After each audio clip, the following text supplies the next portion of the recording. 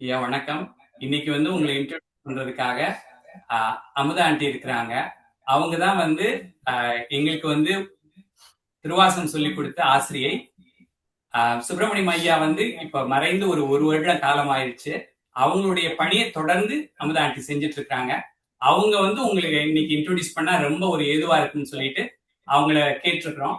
அவங்க இப்ப அமெரிக்கால இருக்கிறாங்க, பாஸ்டன் நகரத்துல. காலையில மணி கிட்டத்தட்ட 5 மணி காலையில. சோ அவங்க கலந்துட்டு இருக்காங்க ஐயா. உங்களை இன்னைக்கு அவங்க இன்ட்ரோடியூஸ் பண்ணுவாங்க. ஆண்டி. ரமா சார், உங்க வீடியோ தெரியல சார்.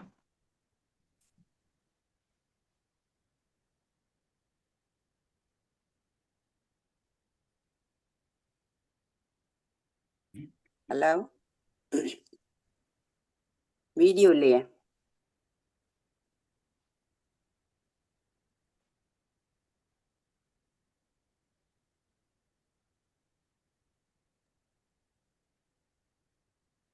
ரமா சார், நீங்க வீடியோ இல்ல சார். வணக்கம் ராமநாதனே, வீடியோ இல்ல, சவுண்ட் இருக்கு, வீடியோ இல்ல.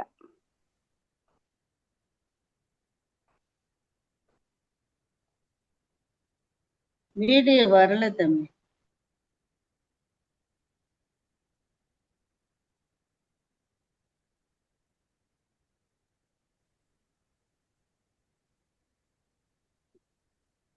வணக்கம். தென்னாடுடைய சிவனே போற்றி, எந்நாட்டவர்க்கும் எல்வா போற்றி. பாலும் தெளியேனும் பாகும் பருப்பும் இவை நான்கும் கலந்துனக்கு நான் தருவேன்.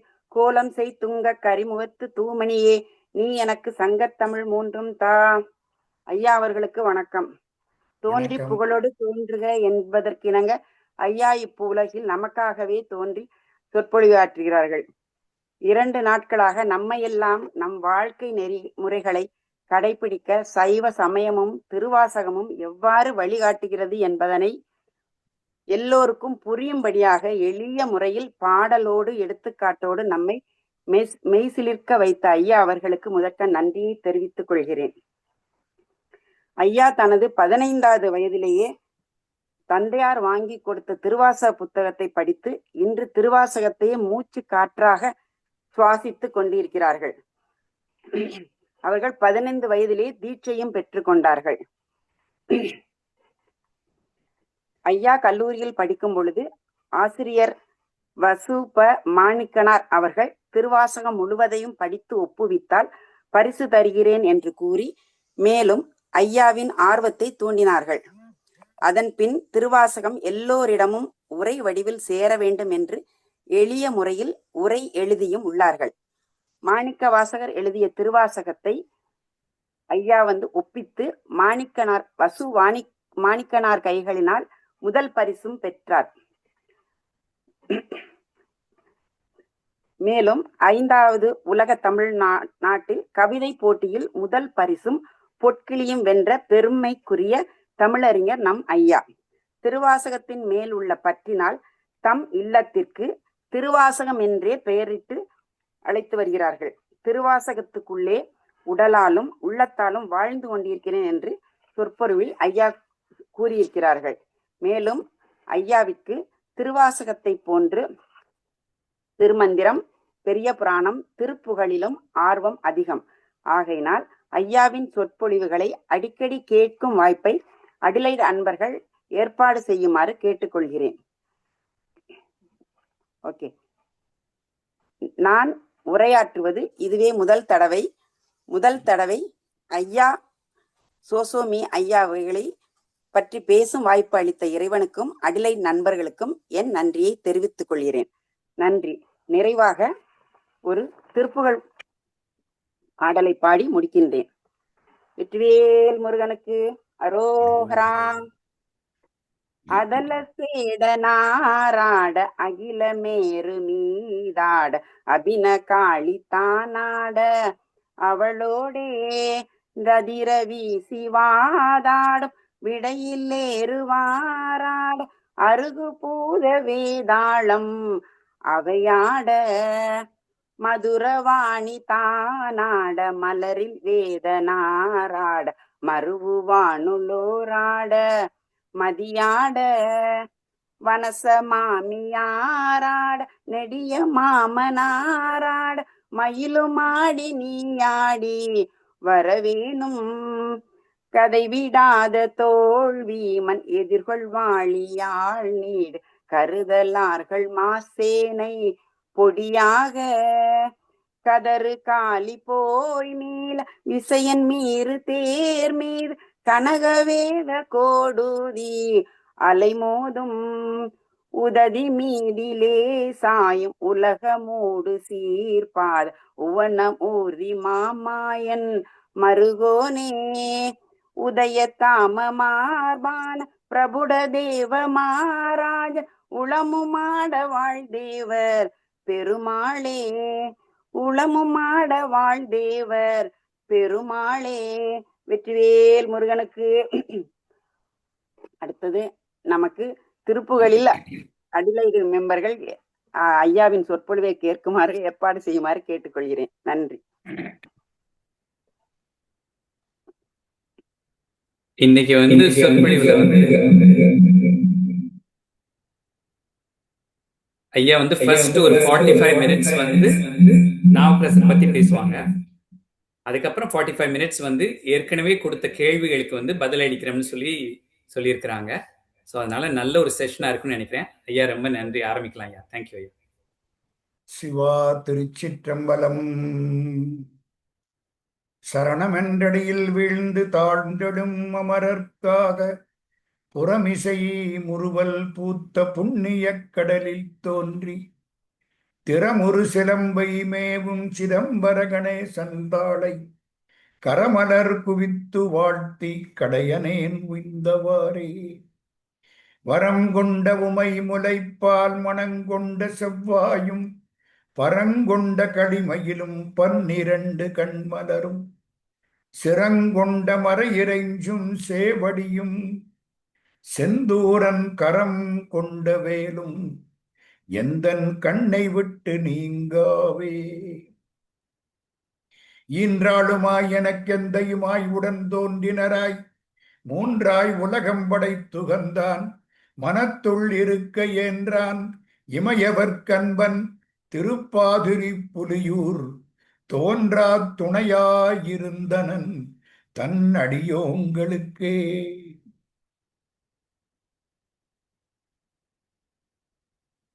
அன்புக்கும் வணக்கத்திற்கும் மரியாதைக்கும் உரிய சான்றோர் பெருமக்களே, அடிலைடு வாழ் திருவாசக அன்பர்களே, இதை பார்த்து கொண்டிருக்கக்கூடிய பெரியோர்களே, எல்லாருடைய திருவடிகளையும் வணங்கி மகிழ்கிறேன். நம்மை அறிமுகப்படுத்திய சுப்பிரமணியன் அமுதா அவர்கள் திருப்புகளிலே அருமையான ஒரு பாடலை சொல்லி நிறைவு செய்தார்கள். அதல சேட நாராட அகிலமேரு மீதாட அபின காளி தானாட அவளோடன் ரதிர வீசி வாதாடும் விடையிலேறுவாராட அருகுபூத வேதாளம் அவையாட மதுரவாணி தானாட மலரில் வேதனாராட மருவு வானுடோராட மதியாட வனச மாமியாராட நெடிய மாமனாராட மயிலுமாடி நீயாடி வரவேணும். முருகனை கேட்ட பாட்டு. இந்த பாட்டை கேட்ட உடனே திருவண்ணாமலையிலே முருகப்பெருமான் தூணிலே காட்சி கொடுத்தாராம். இன்னைக்கு அந்த முருகனை தொட்டு திருநாவுக்கரசரை பற்றி பேசப் போகிறேன். இன்றைய தலைப்பு கண்டறியாதன கண்டேன்.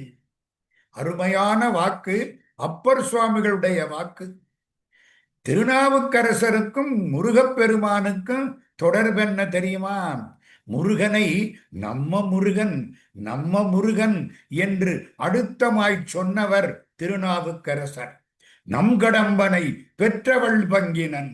நம் கடம்பன்னா நம்ம கொடுத்த கடப்ப மாலையை சூடிய முருகன் அர்த்தம். நம் கடம்பனை பெற்றவள் பங்கினன். சிவபெருமானை சொல்ல வர்ற பொழுது நம்ம கொடுத்த கடப்ப மாலையை சூடிய முருகப்பெருமானை பெற்றெடுத்த உமையவளை பங்கிலே உடையவன். அடேங்கப்பா, சிவபெருமானுக்கு அறிமுகம் தேவைன்னா அது முருகன் என்று தொடங்குகிறார் அப்பர் சுவாமிகள். நம் கடம்பனை பெற்றவள் பங்கினன் தென்கடம்பை திருக்கரக் கோயிலான் தன்கடன் அடியேனையும் தாங்குதல் என் கடன் பணி செய்து கிடப்பதே. இன்னொரு பாட்டு, திருச்செந்தூர் முருகனை நம்ம திருச்செந்தூர் முருகன் அப்படிம்பார். யாரு? அப்பர் சுவாமி தேவாரம் 6ஆம் திருமுறை. கள்ளி முதுகாட்டில் ஆடி கண்டாய், காலனையும் காலால் கடந்தான் கண்டாய், புள்ளி உலை மானின் தோலான் கண்டாய், புலி உரி சேராடை புனிதன் கண்டாய், வெள்ளி மிளிர் பிறை முடிமேல் சூடி கண்டாய், வெண்ணேற்றான் கண்டாய். இப்பத்தான் அந்த வரி வரும். நம் செந்தில் மேய வள்ளி மணாளர்க்கு தாதை கண்டாய். நம்ம திருச்செந்தூர்ல இருக்கிற வள்ளியினுடைய கணவனாகிற முருகனுக்கு அப்பா சிவபெருமானுக்கு அறிமுகம் வள்ளியவும் முருகனையும் வச்சு. நம் செந்தில் மேய வள்ளி மணாளர்க்கு தாதை கண்டாய், மறை காட்டுவையும் மணாளன் தானே. அதனாலே திருப்புகழை பாடி எனக்கு ஒரு வழி கொடுத்த அமுதா அவர்களுக்கு என்னுடைய நன்றியை தெரிவித்து, கண்டறியாதன கண்டேன் என்ற தலைப்புக்குள் செல்லுகிறேன். 1930 வேதாரண்யம் திருமறைக்காடு. இப்ப நான் சொன்ன பாட்டு அங்க பாடப்பட்ட பாட்டுத்தான். மறைக்காட்டுரையும் மணாளன்தானே. திருமறைக்காடு, வேதாரண்யம், வேத ஆரண்யம், அதுதான் மறைக்காடு. 1930 அங்கே உப்பு சத்தியாகிரகம். மகாத்மா காந்தி தண்டி யாத்திரை செய்து உப்பை அள்ளினார். இந்தியாவில் உள்ள உப்பை இந்தியர்கள் எடுத்துக்கொள்வதற்கு வெள்ளக்காரர்களுக்கு வரி கட்ட வேண்டும். அப்போ இது முடியாது என்று யாத்திரை தொடங்கினார் மகாத்மா காந்தி. உப்பு சத்தியாகிரகம்னு அதுக்கு பேர். 1930 மகாத்மா காந்தி தண்டியில அந்த யாத்திரை தொடங்கினார். நம்ம வேதாரண்யத்துல ராஜாஜியும் சர்தார் வேதரத்தனம் பிள்ளை அப்படின்னு ஒரு பெரிய போராட்ட தியாகி அவரும் தொடங்கினார்கள். எல்லாரும் கடற்கரைக்கு போனாங்க, உப்பை அள்ளுனாங்க. உப்பை அள்ளுனா வெள்ளக்கார அரசாங்கத்துக்கு பணம் கொடுக்கணும். கொடுக்காம அள்ளுனாங்களா, அத்தனை பேரையும் வெள்ளக்கார அரசாங்கம் பிடிச்சி சிறையில போட்டுருச்சு. கோர்ட்டுக்கு போயிடுச்சு கேஸ். ஒவ்வொருத்தரையும் பார்த்து வெள்ளக்கார நீதிபதி கேட்கிறார், நீ யாரு, உன் பேர் என்ன, அன்னைக்கு வேதாரண்யத்துக்கு போனியா, உப்பு அள்ளினியா? ஆமான்னு சொன்னா 1 வருஷம் தண்டனை போ. இப்படியே கேட்டார். முடிஞ்சு. சிதம்பரத்திலிருந்து ஒரு தீட்சிதர் வந்திருந்தார். அவரு இந்த கூட்டத்துல ஒருத்தர். நீதிபதி அவரை நிறுத்தி விட்டார் முன்னால. இப்ப தீட்சிதர்கிட்ட நீதிபதி கேட்கிறார், உன் பேர் என்ன? தீட்சிதர் பேரை சொன்னார். உங்க ஊர் எது? தில்லை, சிதம்பரம். நீ வேதாரண்யத்துக்கு அன்னைக்கு போனியா? போனேன். உனக்கு என்ன தொழில்? இறந்தவர்களுக்கு ஈமக்கடன் செய்வது. உண்மையிலே அதுதான் அவருக்கு வேலை. உனக்கு என்ன தொழில்? இறந்தவர்களுக்கு ஈமக்கடன் செய்வது. அன்னைக்கு வேதாரண்யத்துக்கு போனியா? போனேன். எதுக்காக போனேன்? உப்பு அள்ள போனேன்னா 1 வருஷம் தீட்டிடுவாரு. எதுக்காக போனேன்? ஈமக்கடன் செய்யறதுக்காக போனேன். ஈமக்கடனா? யாருக்கு? பிரிட்டிஷ் சாம்ராஜ்யத்துக்கு. 3 வருஷம் தீட்டி விட்டான் நீதிபதி. பிரிட்டிஷ் சாம்ராஜ்யத்துக்கு ஈமக்கடன் செய்ய போனேன்னு 1930 இந்தியாவில் வெள்ளக்கார அரசாங்கம் ஆட்சி பண்ணின காலத்துல ஒரு தைரியமா ஒரு தீட்சிதர் சொன்னார். அதனால அவருக்கு 3 வருஷம் தண்டனை போட்டுட்டான். சிறையில நண்பர் கேட்டார், யாயா இப்படி சொன்னேன்? சும்மா இருந்தா 1 வருஷத்தோட போயிருக்கும்ல. அந்த ஆள் என்ன தெரியுமா சொல்றாரு தீட்சிதர்? நான் எப்பவுமே அப்பர் சுவாமிகளுக்கு அடிமை. சுதந்திர போராட்டத்துக்கு வித்திட்டவர் திருநாவுக்கரசர். நாமார்க்கும் குடியல்லோம் நமனை அஞ்சோம், நரகத்தில் இடர்படோம் நடலை இல்லோம், ஏமாப்போம் பிணியறியோம் பணிவோம் அல்லோம், இன்பமே எந்நாளும் துன்பமில்லை. இப்படி பாடினவர் அப்பர் சுவாமி. எந்நாளும் இன்பம் எந்நாளும் துன்பம் இல்லை, நாம் மனிதர்களுக்கு அடிமை இல்லை. யாருக்கு அடிமை? சிவபெருமானுக்குத்தான் அடிமை. நாமார்க்கும் குடியல்லோம் நமனை அஞ்சோம், நமனையே அஞ்சோம். அடே அப்பா, நம்ம யமனுக்குத்தான் பயப்படுறோம். நாமார்க்கும் குடியல்லோம் நமனை அஞ்சோம், நரகத்தில் இடர்படோம். நடலை, நடலைனா துன்பம்னு அர்த்தம். நடலை இல்லோம், ஏமாப்போம், பிணி அறியோம், பணிவோம் அல்லோம். எந்நாளும் இன்பமே எந்நாளும் துன்பம் இல்லை, தாமார்க்கும் குடியல்லா தன்மையானன் சங்கரன் நல் சங்கவன் குலை ஓர் காதில் கோமார்க்கே நாம் என்றும் மீளா ஆளாய் பொய்மலர்ச்சே வடியினையே குறுகினோமே. சிவபெருமானை தவிர யாருக்கும் நாங்கள் அடிமையில்லை. இப்படி பாடின அப்பரை வழிபடக்கூடியவன் நான், நீதிபதிக்கா பயப்படுவேன் அப்படின்னு சொன்னாரா அந்த தீட்சணர். பின்னாலே வந்த பாரதியார் இதை அப்படியே எடுத்துக்கிட்டார். பரிபூரண இந்த பூமியில் எவர்க்கும் இனி அடிமை செய்யோம், பரிபூரணனுக்கே அடிமை செய்து வாழ்வோம். நாமார்க்கும் குடியல்லோம் நமனை அஞ்சோம் அப்படின்னாருல. இத மாணிக்க வாசக சாமி இதுக்கு முன்னாலேயே பாடிவிட்டார். திருவாசகம். தேவர்கோ அறியாத தேவதேவன் செழும் பொழில்கள் பயந்து காத்து அடிக்கும் மற்றை மூவர்கோனாய் நின்ற முதல்வன் மூர்த்தி மூதாதை மாதாடு பாகத்து எந்தை யாவர்கோன் என்னையும் வந்தாண்டு கொண்டான், யாமார்க்கும் குடியல்லோம் யாதும் அஞ்சோம். மேவினோம் அவனடியார் அடியாரோடு மேன்மேலும் குடைந்தாடி ஆடுவோமே, யாமார்க்கும் குடியல்லோம் யாதும் அஞ்சோம். இது திருவாசகம். நாமார்க்கும் குடியல்லோம் நமனை அஞ்சோம், இது அப்பர் பாட்டு. எப்படி பாருங்க, மாணிக்க வாசகர் காலத்தால் முற்பட்டவர். அப்பரடிகளுக்கு அந்த வேகம், அந்த வீரம், அந்த உணர்ச்சி, அந்த சுதந்திரம் உள்ளது. அப்பருக்குன்னு தனிப்பெருமை உண்டு. சேக்கிழார் சுவாமி அடியார்கள் புகழை பாடினார். 63 பேர் தனி அடியார்கள், 9 பேர் தொகை அடியார்கள். எல்லாரு வரலாற்றையும் சேக்கிழார் பாடினார். கிட்டத்தட்ட அந்த பாட்டு 4386 பாட்டு. ஒவ்வொருத்தருக்கும் ஒரு புராணம். எந்த புராணத்திலையும் அவங்க பேரை வச்சு ஆரம்பிக்க மாட்டார். இப்ப திருஞான சம்பந்தர் புராணம்னா திருஞான சம்பந்தர்னு தொடங்க மாட்டார். மெய்ப்பொருள் நாயனார் புராணம்னா மெய்ப்பொருள்னு ஆரம்பிக்க மாட்டார். 2 பேருக்குத்தான் அவங்க பேரை வச்சு மரியாதை பண்ணி ஆரம்பிச்சார். யார் 2 பேர் தெரியுமா? ஒன்னு திருநாவுக்கரசர், ஒன்னு மங்கையர்க்கு அரசியார். திருநாவுக்கரசு வளர் திருத்தொண்டின் நெறிவாட வருஞான தவ முனிவர் வாகீசர் வாய்மை திகழ் பெருநாமச்சீர் பரவல் உருகின்றேன் பேருலகில் ஒரு நாவுக்கு உரை செய்ய ஒண்ணாமை உணராதேன். ஒரு நாக்கினாலே நான் எப்படி அப்பர் புகழ பாட முடியும்? திருநாவுக்கரசு திருத்தொண்டு கையிலே உளவாரப்படை தொண்டு நெறி தொண்டு செய் என்று உலகத்துக்கு அறிவுறுத்தியவர் திருநாவுக்கரசர். அவர் புகழை நான் எப்படி பாடப் போகிறேன்? தொடங்குகிற பொழுது அடியார் பெயரை வச்சு தொடங்குகிறார் திருநாவுக்கரசு வளர்.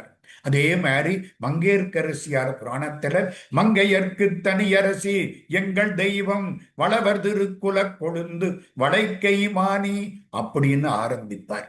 இந்த பெருமை திருநாவுக்கரசருக்கும் மங்கையர்க்கரசியாருக்கும் உண்டு. முக்கியமான ஒரு செய்தி, நம்மெல்லாம் பகவத்கீதை படிக்கிறோம். 700 ஸ்லோகம். 700ஐயும் படிக்க முடியாது சார், சுருக்கமா சொல்லுங்க. கீதையில என்ன சொல்லி இருக்கு? சுருக்கமா சொல்லுங்க. சுருக்கமா சொன்னா, கடமையை செய், பலனை பற்றி கவலைப்படாதே. பாரதியார் தமிழாக்கினார். செய்தல் உன் கடனே, அறம் செய்தல் உன் கடனே, அதில் எய்துறும் விளைவினில் எண்ணம் வைக்காதே. விளைவை பற்றி கவலைப்படாதே, தர்மத்தை செய். பக்தி பண்ணி பிழைக்கச் சொன்னான், பலனை எண்ணாமல் உழைக்கச் சொன்னான். பக்தியோடு இரு, பலனை பற்றி கவலைப்படாதே. Do your duty, result upon God. இதுதான் பழைய பகவத்கீதை 700 சுலோகத்துக்கு சுருக்கம். நம்ம அப்பர் சுவாமி இந்த பகவத்கீதை சுருக்கத்தை ஒரு வரியில சொல்லிட்டு போயிட்டாங்க. திருநாவுக்கரசருக்கு இன்னொரு பேரு அப்பர். வாரியார் அழகா சொல்லுவார், அவர் அப்பர் லோயர் இல்லேம்பார். அப்பர் சுவாமி என்ன சொல்றார் தெரியுமா? நங்கடம்பனை பெற்றவள் பங்கினன் தென்கடம்பை திருக்கர கோயிலான் தன் கடன் அடியேனையும் தாங்குதல் என் கடன் பணி செய்து கிடப்பதேன். அது என்ன கிடப்பதே? அந்த ஆள் மயக்கம் போட்டு கிடக்கிறான்னா தன்னனப்பில்லாம கிடக்கிறான்னு அர்த்தம். பணியை செய், பலனை பற்றி கவலைப்படாமல் கிட, என் கடன் பணி செய்து கிடப்பதே. அதுதான் மகாத்மா காந்தி உண்ணாவிரதம் ஆரம்பிச்சார்ல, யாரு சொல்லி கொடுத்தா? அப்பர் சாமி சொல்லி கொடுத்தார். எப்போ? 6ஆம் நூற்றாண்டின் இறுதி பகுதி, 7ஆம் நூற்றாண்டின் மைய பகுதி, அது வரைக்கும் வாழ்ந்தவர் அப்பரடிகள். அவரு பழையாறைன்னு ஒரு ஊருக்கு போறார். அது பழைய காலத்து அரண்மனை. அந்த ஊரு அங்க போனாரா, ஒரு சிவன் கோயிலா, சிவபெருமான காணோம். என்னடான்னு பார்க்கிறார், சமன் பாளிகள் சுற்றிலும் இருக்கின்றன. சிவனை மறைத்து விட்டார்கள். சமணர்கள் நிறைய பேர் வாழ்கிறார்கள். இங்கே சிவபெருமான் இருக்காரே, சிவா சிவா சிவா தேடினார், முடியல. தேடி கண்டு கொண்டேன் திருமாலோடு நான்முகனும் தேடி தேடோனா தேவனை என் உள்ளே தேடி கண்டு கொண்டேன் என்று எந்த அப்பரடிகள் பாடினாரோ அவருக்கு அன்னைக்கு சிவபெருமான பார்க்க முடியலே. பழையாற கோயிலுக்குள்ளே சிவபெருமான் இல்லையா? பெருமானே, நீ உன்னை எனக்கு காட்ட வேண்டும். இந்த சமன் பாளிகள் தகர்க்கப்பட வேண்டும். சிவலிங்கம் மீண்டும் காட்சி தர வேண்டும். அதுவரை நான் உணவு உண்ண மாட்டேன். உண்ணாவிரதம் இருந்தவர் அப்பரடிகள். சிவபெருமான் பார்த்தார், ஐயோ அப்பர் பட்டினி கிடக்கிறாரே. அப்பர் பட்டினி கிடந்தா சிவபெருமானுக்கு கவலையா இருக்கு. ஆமாங்க, பிள்ளைக்கு நோய் வந்தா தாய்க்கு மனசு பாடுபடும் இல்ல.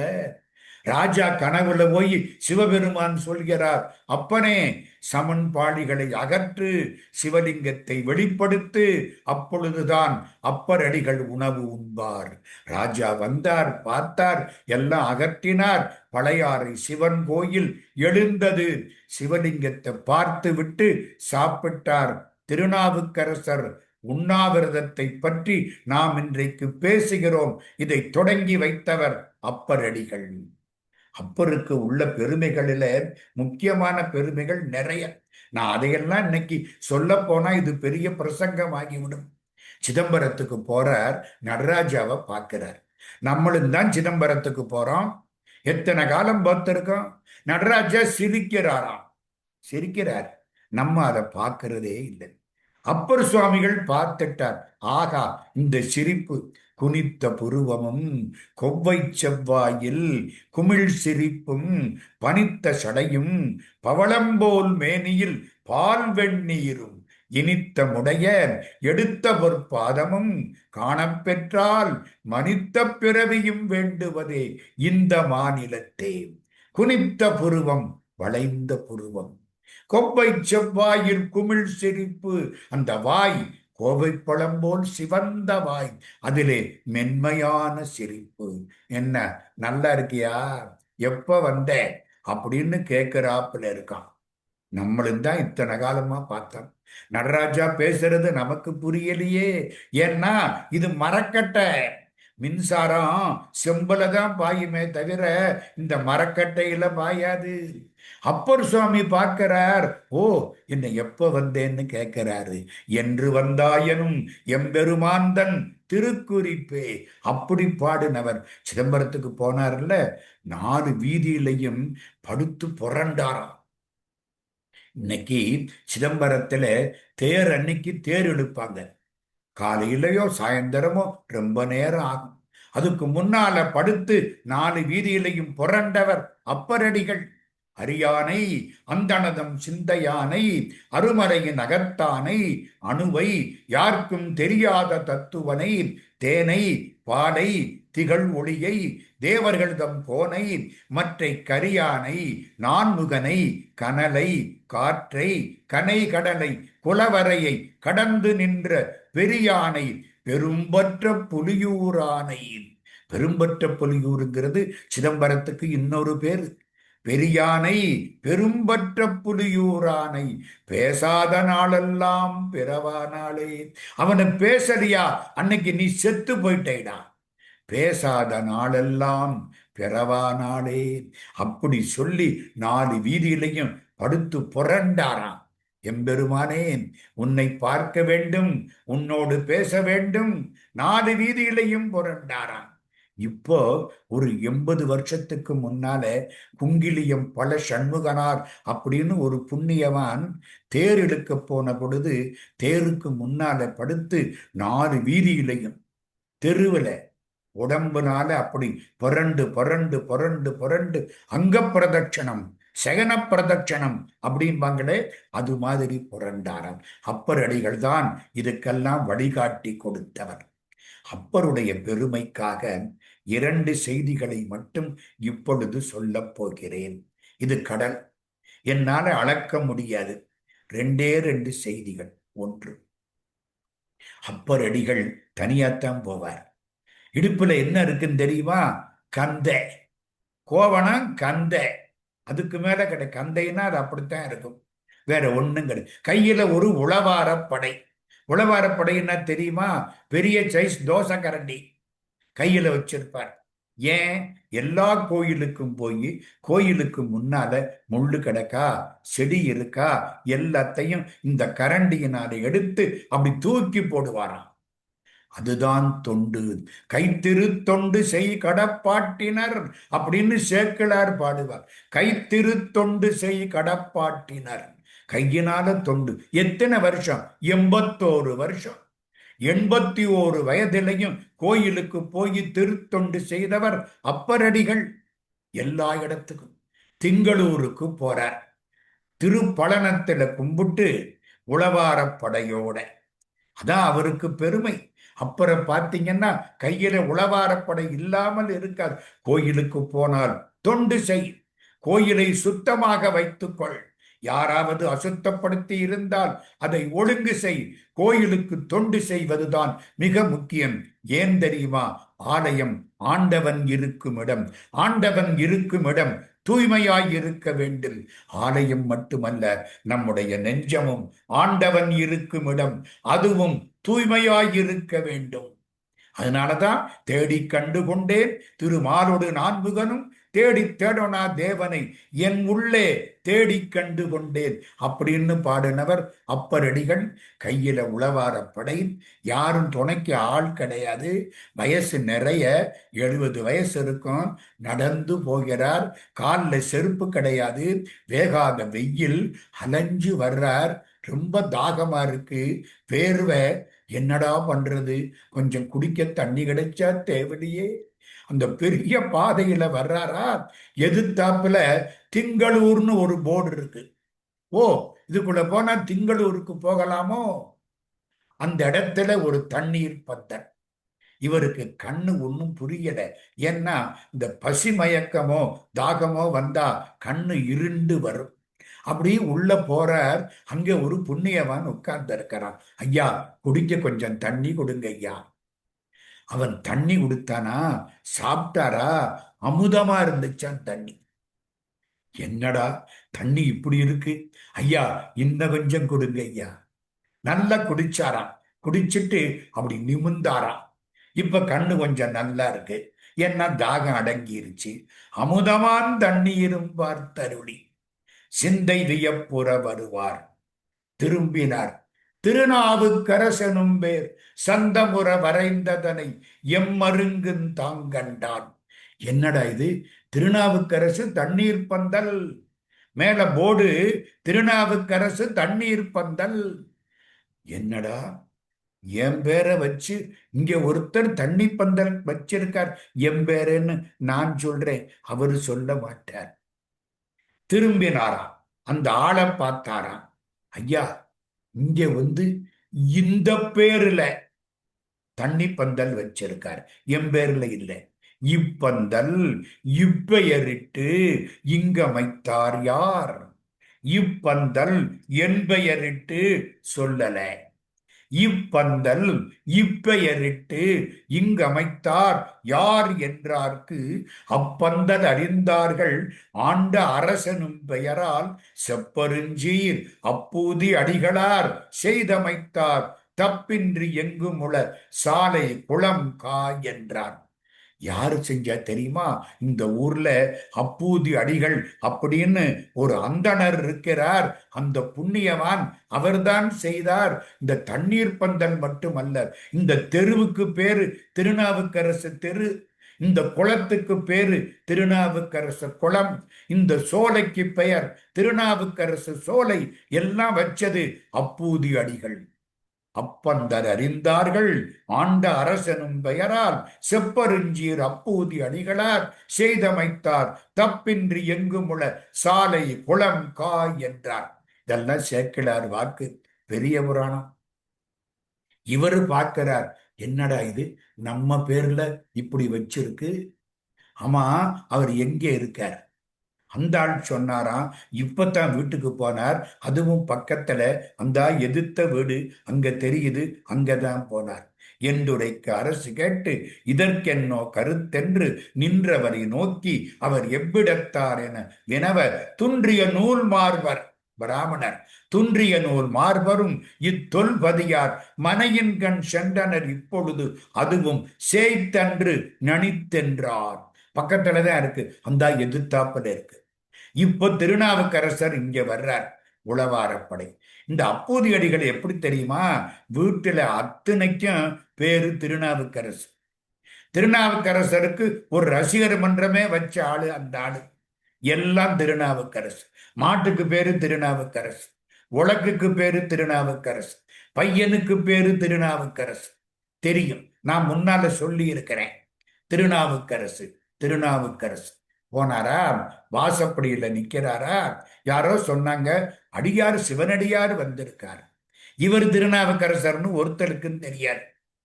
அங்க உள்ள இருந்து அப்போது அடிகள் ஓடி வந்தார். பார்த்தார், ஓ யாரோ சிவனடியார் வந்திருக்கார். காலில் விழுந்து கும்பிட போனார். இவரு கும்பிட போனார். 2 பேரும் கும்பிட்டாங்க. ஒருத்த மேல ஒருத்த விழுந்துட்டாங்க. நீ கும்பிடணும்னு நான் இருக்கப்படாது, நான் கும்பிடணும்னு நீ இருக்கப்படாது. சிவனடியார்கள் ஒருவரை ஒருவர் பார்த்தால் கும்பிட வேண்டும். ஏன் தெரியுமா? கும்பிடு அவரவர் மனத்துக்குள்ளே இருக்கிற சிவபெருமானுக்கு. கும்பிட்ட உடனே எந்திரிச்சார். இவர் கேட்கிறார், ஏய்யா ஆரணியும் சடை முடியார், கங்கை ஆற்றை தலையிலே வைத்திருக்கக்கூடிய சிவபெருமான் அடியாருக்கு நீங்கள் வைத்த தண்ணீர் பந்தரில் உங்க பேரை வைக்காம வேற பேரு வச்சிங்களே, ஏன்? எம்பேரேன்னு சொல்லல, வேற பேர். அவருக்கு கோபம் பொங்கிருச்சு. வேற பேரா? ஏன்யா, எங்க திருநாவுக்கரசர் பேரா வேற பேர்? அது வேற பேர் இல்ல, எங்க வீட்டு பெயர், குடும்ப பெயர், உறவு பெயர். அத போய் வேற பேருங்கிறீங்க. ஆளை பார்த்தா திருநீரு ருத்ராட்சம் நல்லா இருக்கு, மங்களமாம் திருவேடம் இதோட்ட சொன்னீங்களே, நீங்க எந்த ஊரு, எங்க இருந்து வர்றீங்க, யாரு? கடல்ல மிதந்த அப்பர் சுவாமிகளை பத்தி எல்லாருக்கும் தெரியுமே, ஏன்யா உங்களுக்கு தெரியாதா? அவர்கிட்ட அவரை பத்தி கேட்கிறார். பொங்கு கடல் கல் மிதப்பில் போந்தேரும் அவர் பெருமை அங்கனர்தம் புவனத்தில் அறியாதார் யார் உளரே, மங்களமாம் திருவேடத்துடன் இன்றி வகை முடிந்தீர் எங்குரைவீர் நீர்தாம் யார் இயம்பும் என இயம்பினார். அவ்வளவுதான். இவருக்கு புரிஞ்சு போச்சு, நமக்காக வாடக்கூடியவன். நான் சாதாரண காலத்திலே மதம் மாறி சமணத்தில் சேர்ந்து எம்பெருமான் சூளை நோய் தந்தமையினாலே மீண்டும் சைவத்துக்கு வந்த அந்த அறிவில்லாதவன் நான் தான். திருமறையோர் அது முடிய திருநாவுக்கரசர் அவர் பெருமையறிந்துரை செய்வார். பிறதுறையின் என்றேற அருடு பெருஞ்சூளையினால் ஆட்கொள்ள அடைந்து இந்த தெருடு உணர்வில்லாத சிறுமையேன் யான் என்றார். அந்த சிறுமையேன் யான். அவர் உள்ள கூட்டிக்கிட்டு போனார், காலில் விழுந்தார், காலை கழுவினார், தண்ணீரை எடுத்தார், எல்லார் தலைகளையும் தொளிச்சார், மீதி தண்ணீரை உள்ளுக்கும் பூரித்தார். சாப்பாடு ஏற்பாடு ஆகிவிட்டது. மூத்த பையனை கூப்பிட்டு இலை எடுத்துக்கிட்டு வா. அந்த பையன் சந்தோஷப்பட்டான், ஓடினான், இலை எடுக்க போனான். உள்ளே இருந்த பாம்பு கடிச்சது, இறந்தான். பரிகல குருத்தை தாயார் பால் வைத்து படிமேறி விழுந்தான். வாழை இலைய கொண்டு அம்மாவுக்கு முன்னால வச்சுட்டு விழுந்துட்டான். பையனை அப்படியே சுருட்டினார்கள், உள்ளே வைத்தார்கள். சாப்பாட்டுக்கு ஏற்பாடாயிற்று. திருநாவுக்கரசர் திருநீறு கொடுக்கிறார். மூத்த திருநாவுக்கரசு எங்கே? அவன் இப்பொழுது உதவ மாட்டான். இவருக்கு தளர்ச்சி. ஏன் சொன்னார்கள், என்னையா பண்ணுனீங்க? ஓடி வந்தார், பாய விரிச்சார், குழந்தைய பார்க்கிறார். 1 கொலாம், 2 கொலாம், 3 கொலாம் என்று அந்த பதிகத்தை, அற்புதமான பதிகத்தை பாடினார். அந்த பதிகம் பாடி முடிச்சதுக்கு அப்புறம் அந்த பிள்ளை எழுந்தான். ஆலயத்துக்குள் போனார், பெருமானை பாடினார், அப்பூதி அடிகளையும் சேர்த்து பாடினார். அஞ்சி போய் கனிமெலிய அழலோம்பும் அப்பூதி குஞ்சி பூவாய் நின்ற சேவடியே கூடுது ஏன். அப்பூதி அடிகள் அப்பர் அடிகளை தன் குருநாதனாகவே நினைத்தார். சிவபெருமானுடைய அஞ்செழுத்தை விட திருநாவுக்கரசர் என்ற அஞ்செழுத்துத்தான் அவருக்கு பிடித்தது. நாவுக்கரசர்னு சொல்லி பாருங்க, நான் ஊ புள்ளி எழுத்த விட்டுறணும், இக்கு விட்டுருங்க. நாவுக்க ர ச இர் அஞ்செழுத்து மந்திரம் தானே. நமசிவாய என்பது அஞ்செழுத்து. நாவுக்கரசர் புள்ளிய விட்டுட்டு எண்ணினா அஞ்செழுத்து. இந்த மந்திரத்தில் ஈடுபட்டார். அதனாலதான் அப்பர் அடிகளுக்கு மிகப்பெரிய பெருமை வாய்ந்தது. அப்பூதி அடிகளை சந்தித்தவர் நேர திருக்காலத்திற்கு வந்து விட்டார். நான் சுருக்கமா சொல்றேன், வரலாறு முழுக்க சொல்லல. திருக்காலத்தில பெருமானை பார்த்தார். பாட்டு கொட்டுது அப்படியே. எல்லாம் 6ஆம் திருமுறை. ஒண்ணு தெரியுமா? புதுசா ஒரு யாப்பை உருவாக்கியவர் திருநாவுக்கரசர். அதுக்கு பேரு தாண்டகம்னு பேர், திருத்தாண்டகம். அவருக்கு பேரு தாண்டக வேந்தர்.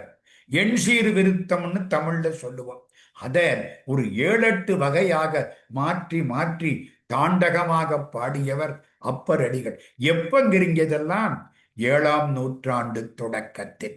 சரியா சொல்ல போனா கிபி 575 பிறந்தவர் அப்பர் அடிகள். 575 பிறந்தவர், 81 ஆண்டுகள் வாழ்ந்தார்.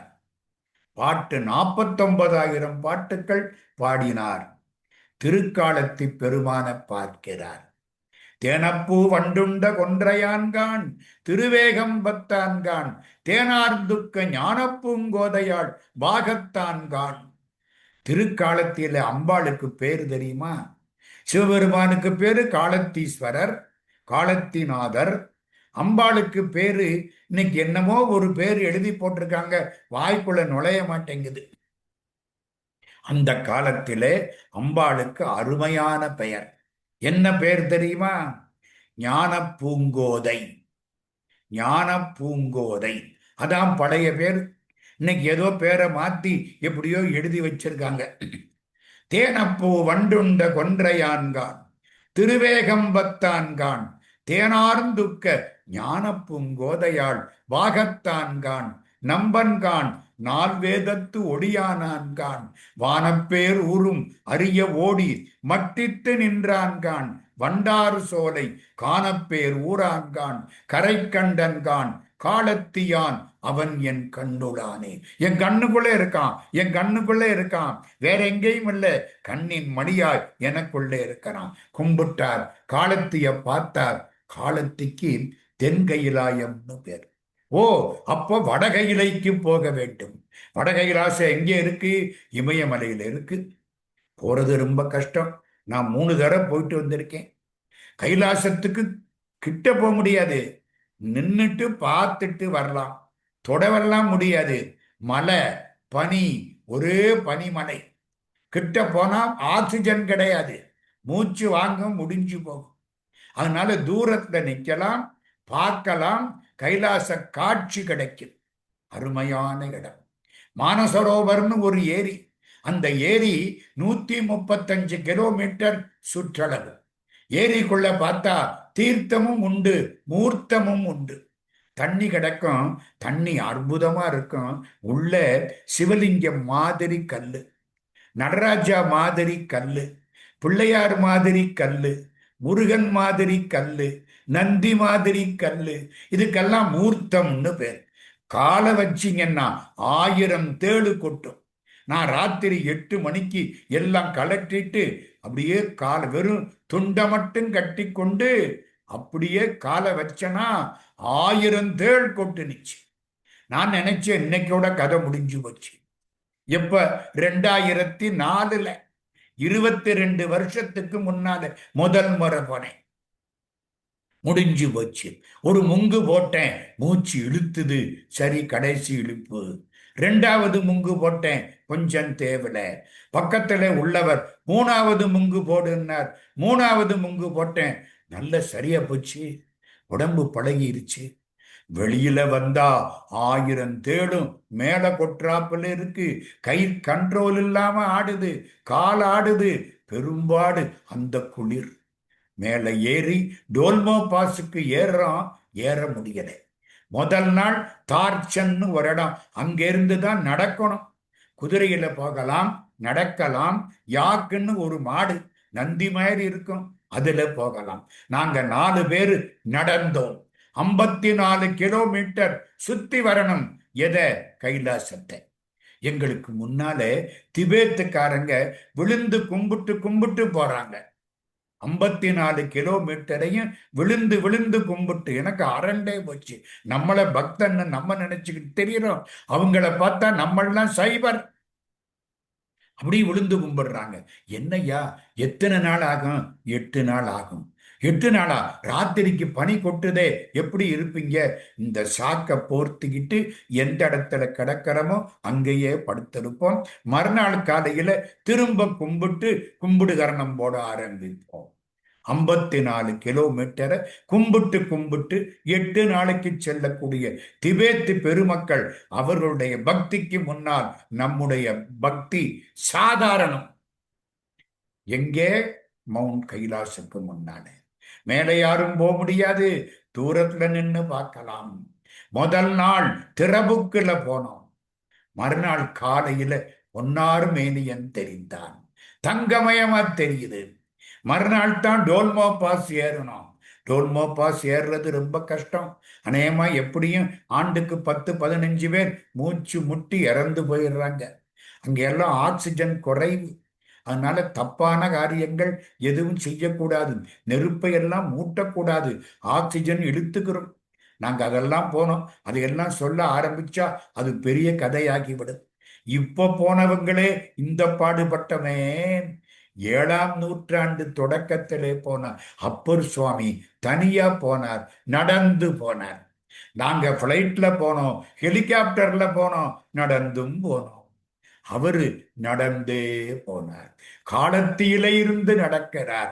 கால அரைஞ்சு போச்சு, முட்டி தேஞ்சு போச்சு, கை போச்சு, குப்புற படுத்து அப்படியே தள்ளிக்கிட்டே போறார். நெஞ்சு அரைஞ்சு போச்சு. எப்படி இருக்கும்? மானசரோவர் கரையில போய் கிடக்கிறார், ஒன்னும் செய்ய முடியல, மூச்சு வாங்குது. சிவா சிவா சிவா சிவா சிவா, நல்லக விளக்கது நமச்சிவாயவே, நல்லக விளக்கது நமச்சிவாயவே. சிவபெருமான் காட்சி கொடுக்கிறார். அது யாரப்பா? அது எங்க போகணும்? நான் கைலாசத்துல சிவபெருமான பார்க்கணும். ஓப்பா, கைலாசத்துக்காவது மனுஷன் போறதாவது, அதெல்லாம் முடியாது. திரும்பி போ மாட்டேன். ஆளும் நாயகன் கையிலையின் இருக்கை கண்டல்லால் மாளும் இவ்வுடல் கொண்டு மீளேன் என மறுத்தார். என்ன ஆகும்? உயிர் போகும், போயிட்டு போகுது. செத்தாலும் சாவேனே தவிர சிவனை பார்க்காம போக மாட்டேன். எப்படி இருக்கு? அண்ணலே என்னை ஆண்டு கொண்டு அருளிய அமுதே, விண்ணிலே மறைந்த அருள்புரி வேதநாயகனே, கண்ணினால் திரு கையிலையில் இருந்த நின் கோலம் நன்னி நான் தொழ நயந்து அருள் புரி என பணிந்தான். பெரிய புராணத்துல உள்ள இந்த பாட்டை தினம் சொல்லுங்க. நீங்க எல்லாரும் மவுண்ட் கைலாசம் போய் பார்த்துட்டு வரலாம். இந்த பாட்டு, அண்ணலே என்னை ஆண்டு கொண்டு அருளிய அமுதே, விண்ணிலே மறைந்து அருள் புரி வேதநாயகனே, கண்ணினால் திரு கையிலையில் இருந்த நின் கோலம் நன்னி நான் தொழ நயந்து அருள் புரி என பணிந்தார். சிவபெருமான் பார்த்தார், என்னடா நீ சரியான ஆளா இருக்கிறியே, சரி இந்த மானசரோவர் என்ற தீர்த்தம் அதில் முழுகுவாயாக, உனக்கு கைலாச காட்சி காட்டப்படும். அப்படியே தடவிக்கிட்டு போற. பக்கத்துல பெரிய குளம் மானசரோவர். நான் சொன்ன மாதிரி 135 கிலோமீட்டர். ராத்திரி 2 மணிக்கு மேலே இருந்து நட்சத்திரங்கள் விழும். நான் பார்த்தது. கண்டதை சொல்கிறேன், நான் கண்டதை சொல்லவில்லை. மேல இருந்து நட்சத்திரம் விழுகுது ராத்திரி 2 மணிக்கு. ஆனா குளிர் இழுத்து விடும். அங்க ராத்திரி 2 மணிக்கு நின்னோம்னா பின்னால வர்ற பொழுது விரைச்சே போயிடுவோம். அப்ப நின்னு பார்த்தோம்னா தெரியும். மானசரோவர் உள்ள விழுந்தாரா, எந்திரிச்சாரா? இவ்வளவு தூரம், கிட்டத்தட்ட 4000 கிலோமீட்டர் எந்திரிச்சார். எங்கே எந்திரிச்சார்? திரு ஐயாறு. தமிழ்நாட்டிலே தஞ்சாவூருக்கு பக்கத்திலே திரு ஐயாறு. ஐயாரா ஐயாரா என்று வேதங்கள் போற்றக்கூடிய திரு ஐயாறு அங்கே எந்திரிச்சாராம். கொஞ்சம் கூட அசதி கிடையாதாம். மெதுவா எந்திரிச்சாராம். நிமிந்து பார்த்தாராம். கைலாச காட்சி கிடைச்சுதான். அது என்ன சார் கைலாச காட்சி? ஆண் யானையும் பெண் யானையும் கணவனும் மனைவியும் ரெண்டும் ஒன்னோட ஒண்ணு அப்படி உரசிக்கிட்டு சந்தோஷமா வந்துச்சான். ஓ, இதுதான் கைலாச காட்சியா? இந்த பக்கம் பார்த்தாராம், ஆண் கிளியும் பெண் கிளியும் சேர்ந்து பறந்து வந்துச்சான். இன்னொரு பக்கம் பார்த்தாராம், ஆண் மயிலும் பெண் மயிலும் இணைந்து வந்தன. அந்த பக்கம் பார்க்கிறார், காளையும் பசுமாடு வருது. ஆகா, இதுதாண்டா கைலாச காட்சி. மனமொத்த தம்பதியர் எங்கே இணைந்து வருகிறார்களோ அதுதாண்டா கைலாச காட்சி. சிவபெருமான அம்பாடும் யாரு? 80 வயசு கிழவரும் அவர் மனைவி 78 வயசும் அப்படி தள்ளாடிக்கிட்டு வர்றாங்களே, இவங்க தாண்டா சிவனும் பார்வதியும். மாதர் பிறை கண்ணியானை மலையான் மகளோடும் பாடி போதொடு நீர் சுமந்தேத்தி புகுவாரவர் பின் புகுவேன் யாதுஞ்சுவடு படாமல். சத்தமே இல்லாம வந்துட்டேன் ஐயா. போற பொழுது அவ்வளவு தூரம் கஷ்டப்பட்டு போனேன். இப்போ சத்தமே இல்லாம திருவையாத்துல வந்து எந்திரிச்சேன் ஐயா. மாதர் பிறை கண்ணியானை மலையான் மகளோடும் பாடி போதொடு நீர் சுமந்தேத்தி. எப்படி போகணுமா? பூவும் தண்ணீரும் எடுத்துக்கிட்டு போகணுமா? புண்ணியம் செய்தார்க்கு பூவுண்டு நீருண்டு. மாதர் பிறை கண்ணியானை மலையான் மகளோடும் பாடி போதொடு நீர் சுமந்தேத்தி புகுவாரவர் பின் புகுவேன். எல்லா அடியார்களும் போனாங்க, நான் கடைசியா போனேன். அதுதான் அப்பர் சுவாமி. ஞாயிற்கடையாம் நாயேனை கடைசியா போனேன்.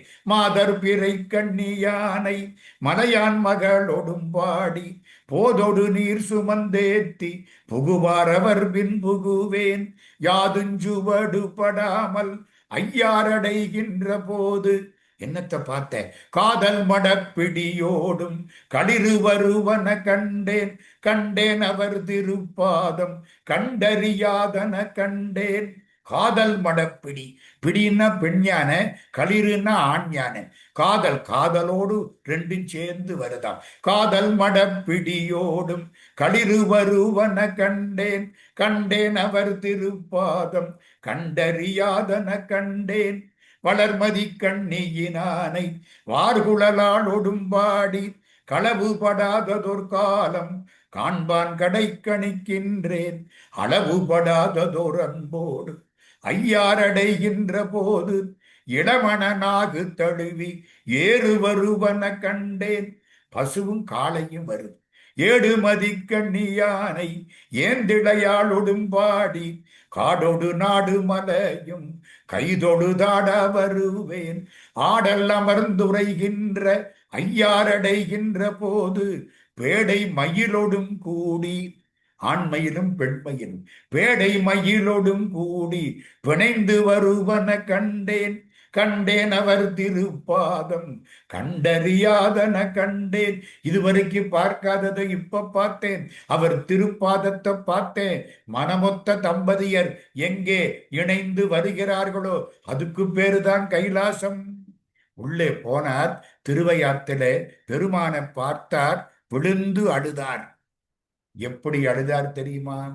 பெருமானே, நீதான் எனக்கு எல்லாம் கழித்து கலந்ததோர் காதற் கசிவொடு காவிரிவாய் குளித்து தொழுது முன் நின்ற இவ்வக்தரை கோதில் செந்தேன் தெளித்து சுவையமுதூட்டி அமரர்கள் சூழிருப்ப அழித்து பெருஞ்செல்வமாக்கும் ஐயாரன் அடித்தளமேன்.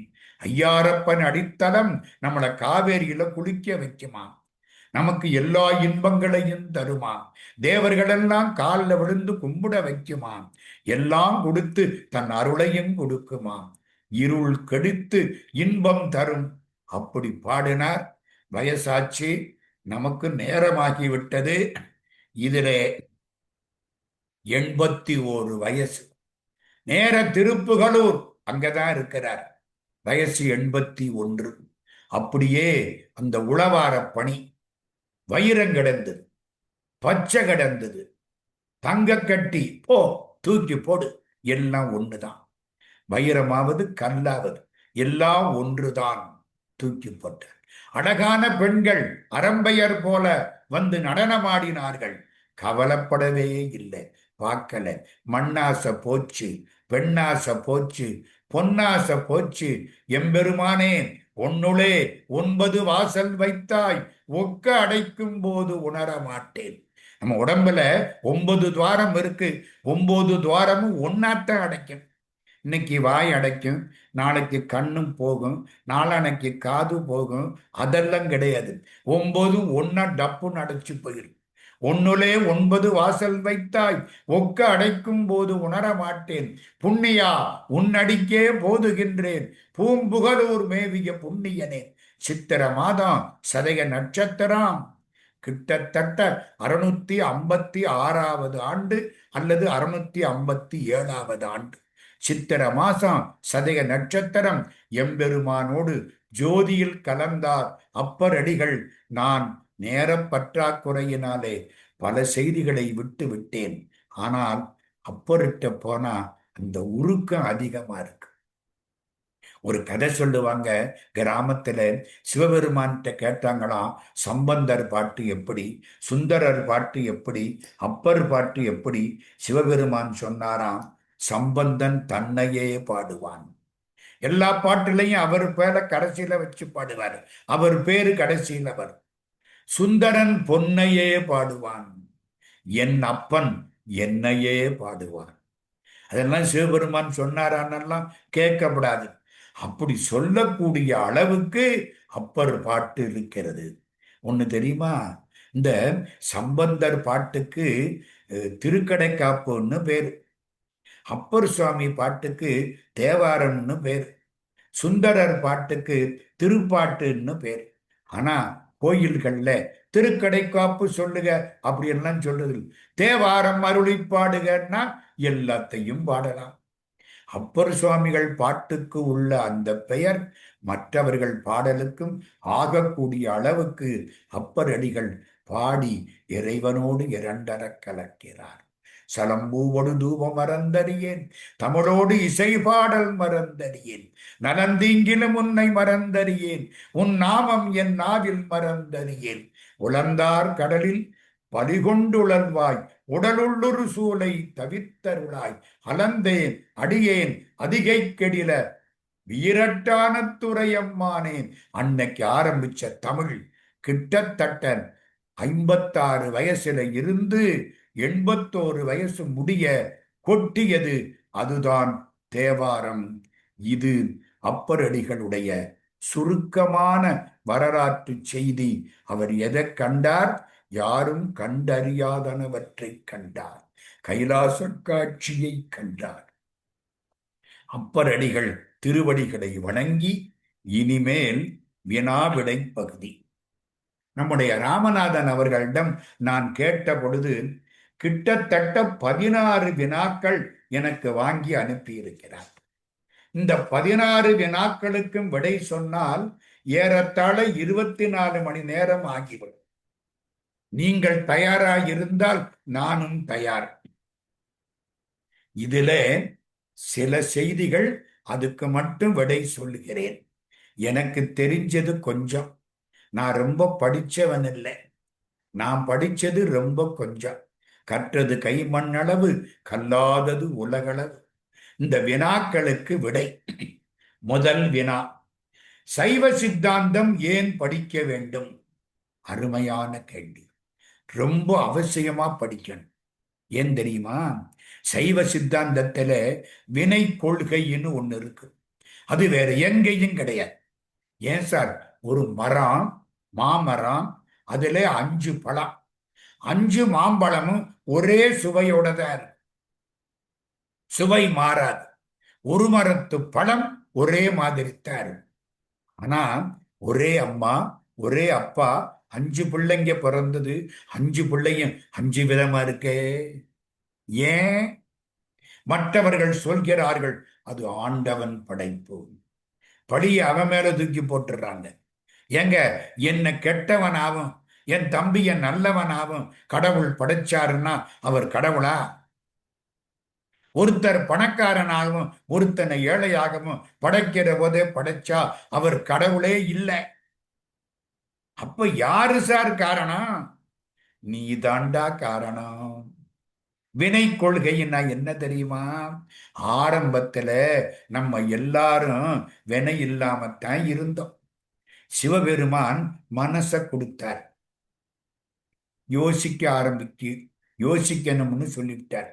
நம்மெல்லாம் யோசிச்சோம். சில மனங்கள் நல்ல வழியில போயிட்டு, சில மனங்கள் தப்பான வழியில போயிட்டு. இதுக்கு சிவபெருமான் பொறுப்பாக மாட்டார். இந்த பிறவியில பண்ணன நல்லது கெட்டதுக்கு பலன் அடுத்த பிறவியில நான் அனுபவிச்சு தீரணும். அதனாலதான் சில பேர் மிக சான்றோர்களாக இருக்கிறார்கள், பலசாலியாக இருக்கிறார்கள். சில பேர் பலவீனமாக இருக்கிறார்கள், மனசளவிலும் கெட்டு போயிருக்கிறார்கள். என்ன சார், நல்லது வருது கெட்டது வருது, எல்லாம் நம்ம முளைக்க போட்டது. இந்த பிறவியிலே நான் யாருக்கும் தீங்கு செய்யாமல், மனதளவிலும் தீங்கு செய்யாமல், என் கடமையை செய்து கொண்டு பலனை இறைவன் திருவடிகளில் போட்டுவிட்டு நிம்மதியாக இருந்தால் சீக்கிரத்தில் எனக்கு பிறவாமை கிடைக்கும். வினை கொள்கைன்னு பேர். ஏன் ஒருத்தன் பல்லக்கல்ல போறான், ஒருத்தன் பல்லக்க தூக்குறான்? நல்லது பண்ணனவன் இந்த பிறவியில பல்லக்கல்ல போறான். போன பிறவியில தப்பு தண்டா பண்ணனவன் அனுபவிக்கிறதுக்கு இந்த பிறவியில பல்லக்க தூக்குறான். அந்த காலத்திலேயாவது போன பிறவி இந்த பிறவி. இப்பவே நான் பார்க்கிறேன். நல்லது பண்ணனவன் நல்லா இருக்கிறான், கெட்டது பண்ணனவன் நல்லா இருக்கிறது போல தெரிஞ்சாலும் கடைசியில மாட்டிக்கிறான். வினை கொள்கை. இந்த வினை கொள்கை இருந்தா என்ன ஆகும்? துன்பம் வர்ற பொழுது தூக்கல தொங்க மாட்டான். இன்பம் வர்ற பொழுது வானத்துக்கும் பூமிக்குமா குதிக்க மாட்டான். எல்லாம் கடவுள் கொடுத்தது. போன பிறவியில யாருக்கோ நல்லது பண்ணி இருக்கிறோம். இன்னைக்கு நல்ல இடத்துல தேவாரம், திருவாசகம், திருப்புகள் எல்லாம் படிச்சு கேட்டு இன்பமா இருக்கிறோம். இது கடவுளால் வந்தது. இந்த வினைக்கு தகுந்தாப்புல உடம்ப கொடுத்தவர் இறைவன். அதனால நல்லது வந்தாலும் கெட்டது வந்தாலும் ஆடாமலும் வருந்தாமலும் இருக்கக்கூடிய மனப்பக்குவம் வர வேண்டுமானால் சைவ சித்தாந்தத்தை படிக்க வேண்டும். நான் ஒன்னும் உங்களுக்கு சைவ சித்தாந்த நூலெல்லாம் பாடம் பண்ணுங்கன்னு சொல்லல. ஒரு அடிப்படையாவது தெரிந்து கொள்ள வேண்டும். சாதாரண மனுஷன் வினை கொள்கையை தெரிந்து கொள்ள வேண்டும். விவேகானந்தரே ஆச்சரியப்பட்டு போயிட்டார். இப்படி ஒரு சித்தாந்தம் இருக்கிறது என்பது எனக்கு கடைசியில் தான் தெரிந்தது. இப்ப இரண்டாவது கேள்வி, திருமுறைகளின் ஆன்மீக பயன் என்ன? திருமுறைய சும்மா நெற்று போட்டு எந்திரம் மாதிரி பாடலாமா? அருமையான கேள்வி. கோயிலுக்கு போனா பிரகாரம் வர்ற போது கூட கடவுள் நினைப்போடுதான் பிரகாரம் வரணும். சும்மா 108 சுத்தி வந்தா அது வாக்கிங், அது பிரகாரம் அல்ல. நினைப்பு யார்கிட்ட இருக்கணும்? கடவுள்கிட்ட இருக்கணும். நீ நடந்தா உடம்புக்கு நல்லது. நினைப்பு எங்கே இருக்கணும்? கடவுள்கிட்ட இருக்கணும். சிந்தனை நிந்தனக்காக்கி நாயினேன் தன் கண்ணினை நின் திருப்பாத போதுக்கு ஆக்கி வந்தனையும் அம்மலர்க்கே ஆக்கி வாக்கு உன் மணி வார்த்தைக்கு ஆக்கி. திருவாசகம். கடவுளை நினைக்கணும். சார், கடவுள் பாட்டு இருந்தா பாடுங்க. எனக்கு பாட்டெல்லாம் தெரியாதே. அட முருகான்னு சொல்லு, நமசிவாயன்னு சொல்லு, ஓம் சக்தின்னு சொல்லு, நாராயணான்னு சொல்லு, ஒரு மந்திரத்தை சொல்லு, சொல்லிக்கிட்டே சுத்தி வா, மனசு பக்குவப்படும். அதனால திருமுறைகளை எந்திரத்தனமா படிக்கப்படாது. நான் 108 முறை படிச்சேன், 208 முறை படிச்சேன், என்ன போட்டியில நிக்கிறான், அதெல்லாம் கிடையாது. திருமுறை படிக்கிற பொழுது எதிர்த்தாப்புல சிவபெருமான் உட்கார்ந்து இருக்கிறார். நம்ம அவரோட பேசுறோம். இந்த பக்கத்துல உள்ளவன் இந்த செல்லு இதோட எல்லாம் பேசப்படாது. இதையெல்லாம் விட எம்பெருமான் உயர்ந்தவர். அவர் எதிர்த்தாப்பில் இருக்கிறார். என்னால் அறியா பதந்தந்தாய் யானது அறியாதே கெட்டேன். அப்பா, என்னால அறியாத இடத்துல என்னை தூக்கி வச்சே, நான் முட்டாள், எனக்கு ஒன்னும் தெரியலே அப்படின்னு ஒரு நாளைக்கு கடவுளோட பேசி பாருங்க. மனசு சுகமா இருக்கு. எந்த துன்பம் வந்தாலும் தீரும். அப்போ எந்திரத்தனமாக திருமுறைகளை படிக்க கூடாது. காதலாகி கசிந்து கண்ணீர் மல்கி ஓத வேண்டும். அடுத்த வினா, திருமுறைகள் மற்றும் ஆன்மாவின் பயணம். ஒருத்தர் கேட்கிறார், ஏன் சார் செத்து போயிட்டா எல்லாம் போயிருது, இப்போ நம்ம திருமுறை படிக்கிறோம், இறந்து போயிட்டான், அத்தோட போச்சு, இது எதுக்கு படிப்பானே? நல்ல வினா. திருமுறையை படிக்கிறது இந்த பிறவியோட போகாது. நம்ம வயிற்றுக்கு சாப்பிடுறோம், நல்ல திவ்யமா சாப்பிடுறோம், 3 மணி நேரத்துல போயிடும். போகலைன்னா டாக்டர்கிட்ட நம்ம போகணும். ஆனா தேவாரம் படிக்கிறோம், திருக்குறள் படிக்கிறோம், திருவாசகம் படிக்கிறோம், நம்மாழ்வாருடைய திருவாய்மொழி படிக்கிறோம். இந்த அறிவு 7 ஜென்மத்துக்கு விடாது. ஏன் தெரியுமா? சோறு உடம்புக்கு, அறிவு ஆன்மாவுக்கு. ஆன்மாவுக்கு அழிவு கிடையாது. இந்த ஆன்மா இப்போ இந்த சட்டைய மாட்டிட்டு இருக்கு. நான் செத்து போயிட்டா இந்த சட்டையை கலட்டிவிட்டு அடுத்த பிறவியில ஏதோ வேற சட்டைய மாட்டிக்கும். ஆன்மா அதுதான், அறிவு ஆன்மாவுக்கு. அதனாலதான் திருவள்ளுவர் சொன்னார், ஒரு தரம் படிச்சின்னா 7 ஜென்மத்துக்கும் உன்னை விடாதடான்னார் திருவள்ளுவர். ஒருமை கண் தாம் கற்ற கல்வி ஒருவர்க்கு எடுமையும் ஏமாப்புடைத்து.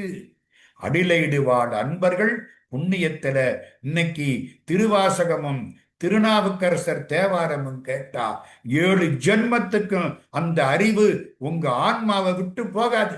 அடுத்த பிறவியில தொட்ட உடனே ஞாபகம் வரும், என்னடா எங்கேயோ படிச்சாப்புல இருக்கே. அதனால அது கல்வி ஆன்மாவுக்கு. அதனால திருமுறைகள் ஆன்மாவோடு பயணிக்கும். இன்னொருத்தர் கேட்கிறார், திருவாசகத்தோடு வாழ்வது என்றால் என்ன?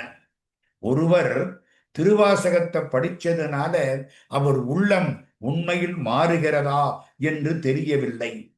அவர் திருவாசகத்தை உண்மையா படிச்சாருன்னு எப்படி தெரியும்?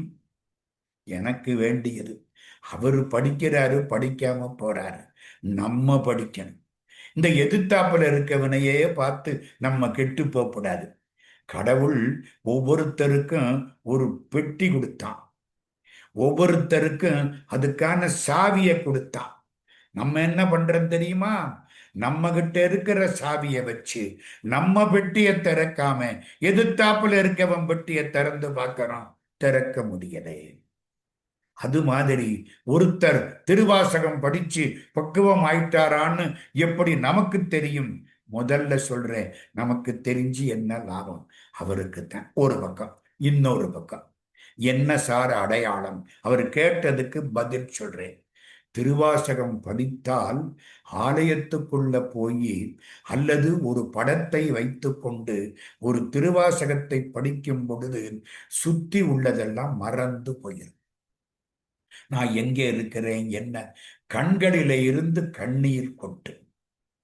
அப்பத்தான் மாணிக்கவாசக சாமி சொல்ற, கண்ணில இருந்து கண்ணீர் கொட்டுனா பத்தாதான், உடம்பெல்லாம் கண்ணா மாறணும், அத்தனை கண்ணுகளையும் கண்ணீர் கொட்டணும். வெள்ளந்தாள் விரிசடையாய் விடையாய் விண்ணோர் பெருமானே எனக் கேட்டு வேட்ட நெஞ்சாய் பள்ளந்தாள் உருபுணரில் கீழ்மேலாக பதைத்துருகும் அவர் நிற்க உள்ளந்தாள். எனக்கு எப்படி தெரியுமா? உள்ளந்தாள் நின்று உச்சி அளவும் உருகாதால் உடம்பெல்லாம் கண்ணாய் அண்ணா வெள்ளந்தான் பாயாதால் நெஞ்சம் கல்லாம் கண்ணினையும் மரமாம் தீவினையினேற்கேன். உள்ளம் பூர பொங்கணும், உடம்பு பூரா கண்ணா மாறணும், அட வேண்டும். அதுதான் திருவாசகம் படிச்சா மனசு உருகும், கடவுளோடு நேரடியாக பேசலாம். இன்னும் சொல்ல போனால் கனவிலே கடவுள் காட்சி கிடைக்கும். அதையும் தாண்டினால் நேரிலேயே கடவுள் காட்சி கிடைக்கும். இதெல்லாம் அனுபவிக்கலாம். இதெல்லாம் இன்னைக்கும் உண்டு. அடுத்த வினா, இந்த திருச்சாளல்னு ஒரு நூல், ஒரு பதிகம். ஒரு அன்பர் அதுல ஒரு 2 வரிக்கு அர்த்தம் கேட்கிறார். மண்ணு கலை துண்ணு பொருள் மறை 4 வான் சரடா தன்னையே கோவணமாய் சாத்தினன்கான் சாளலோ. இதான் பாட்டு. என்ன தெரியுமா இது? ஒரு பொண்ணு கேள்வி கேட்கிற மாதிரியும் இன்னொருத்தி பதில் சொல்ற மாதிரி. பதில் சொல்றது அந்த பொண்ணு, கேள்வி கேட்கிறவரு மாணிக்கவாசகர். என்ன இதுக்கு அர்த்தம் தெரியுமா?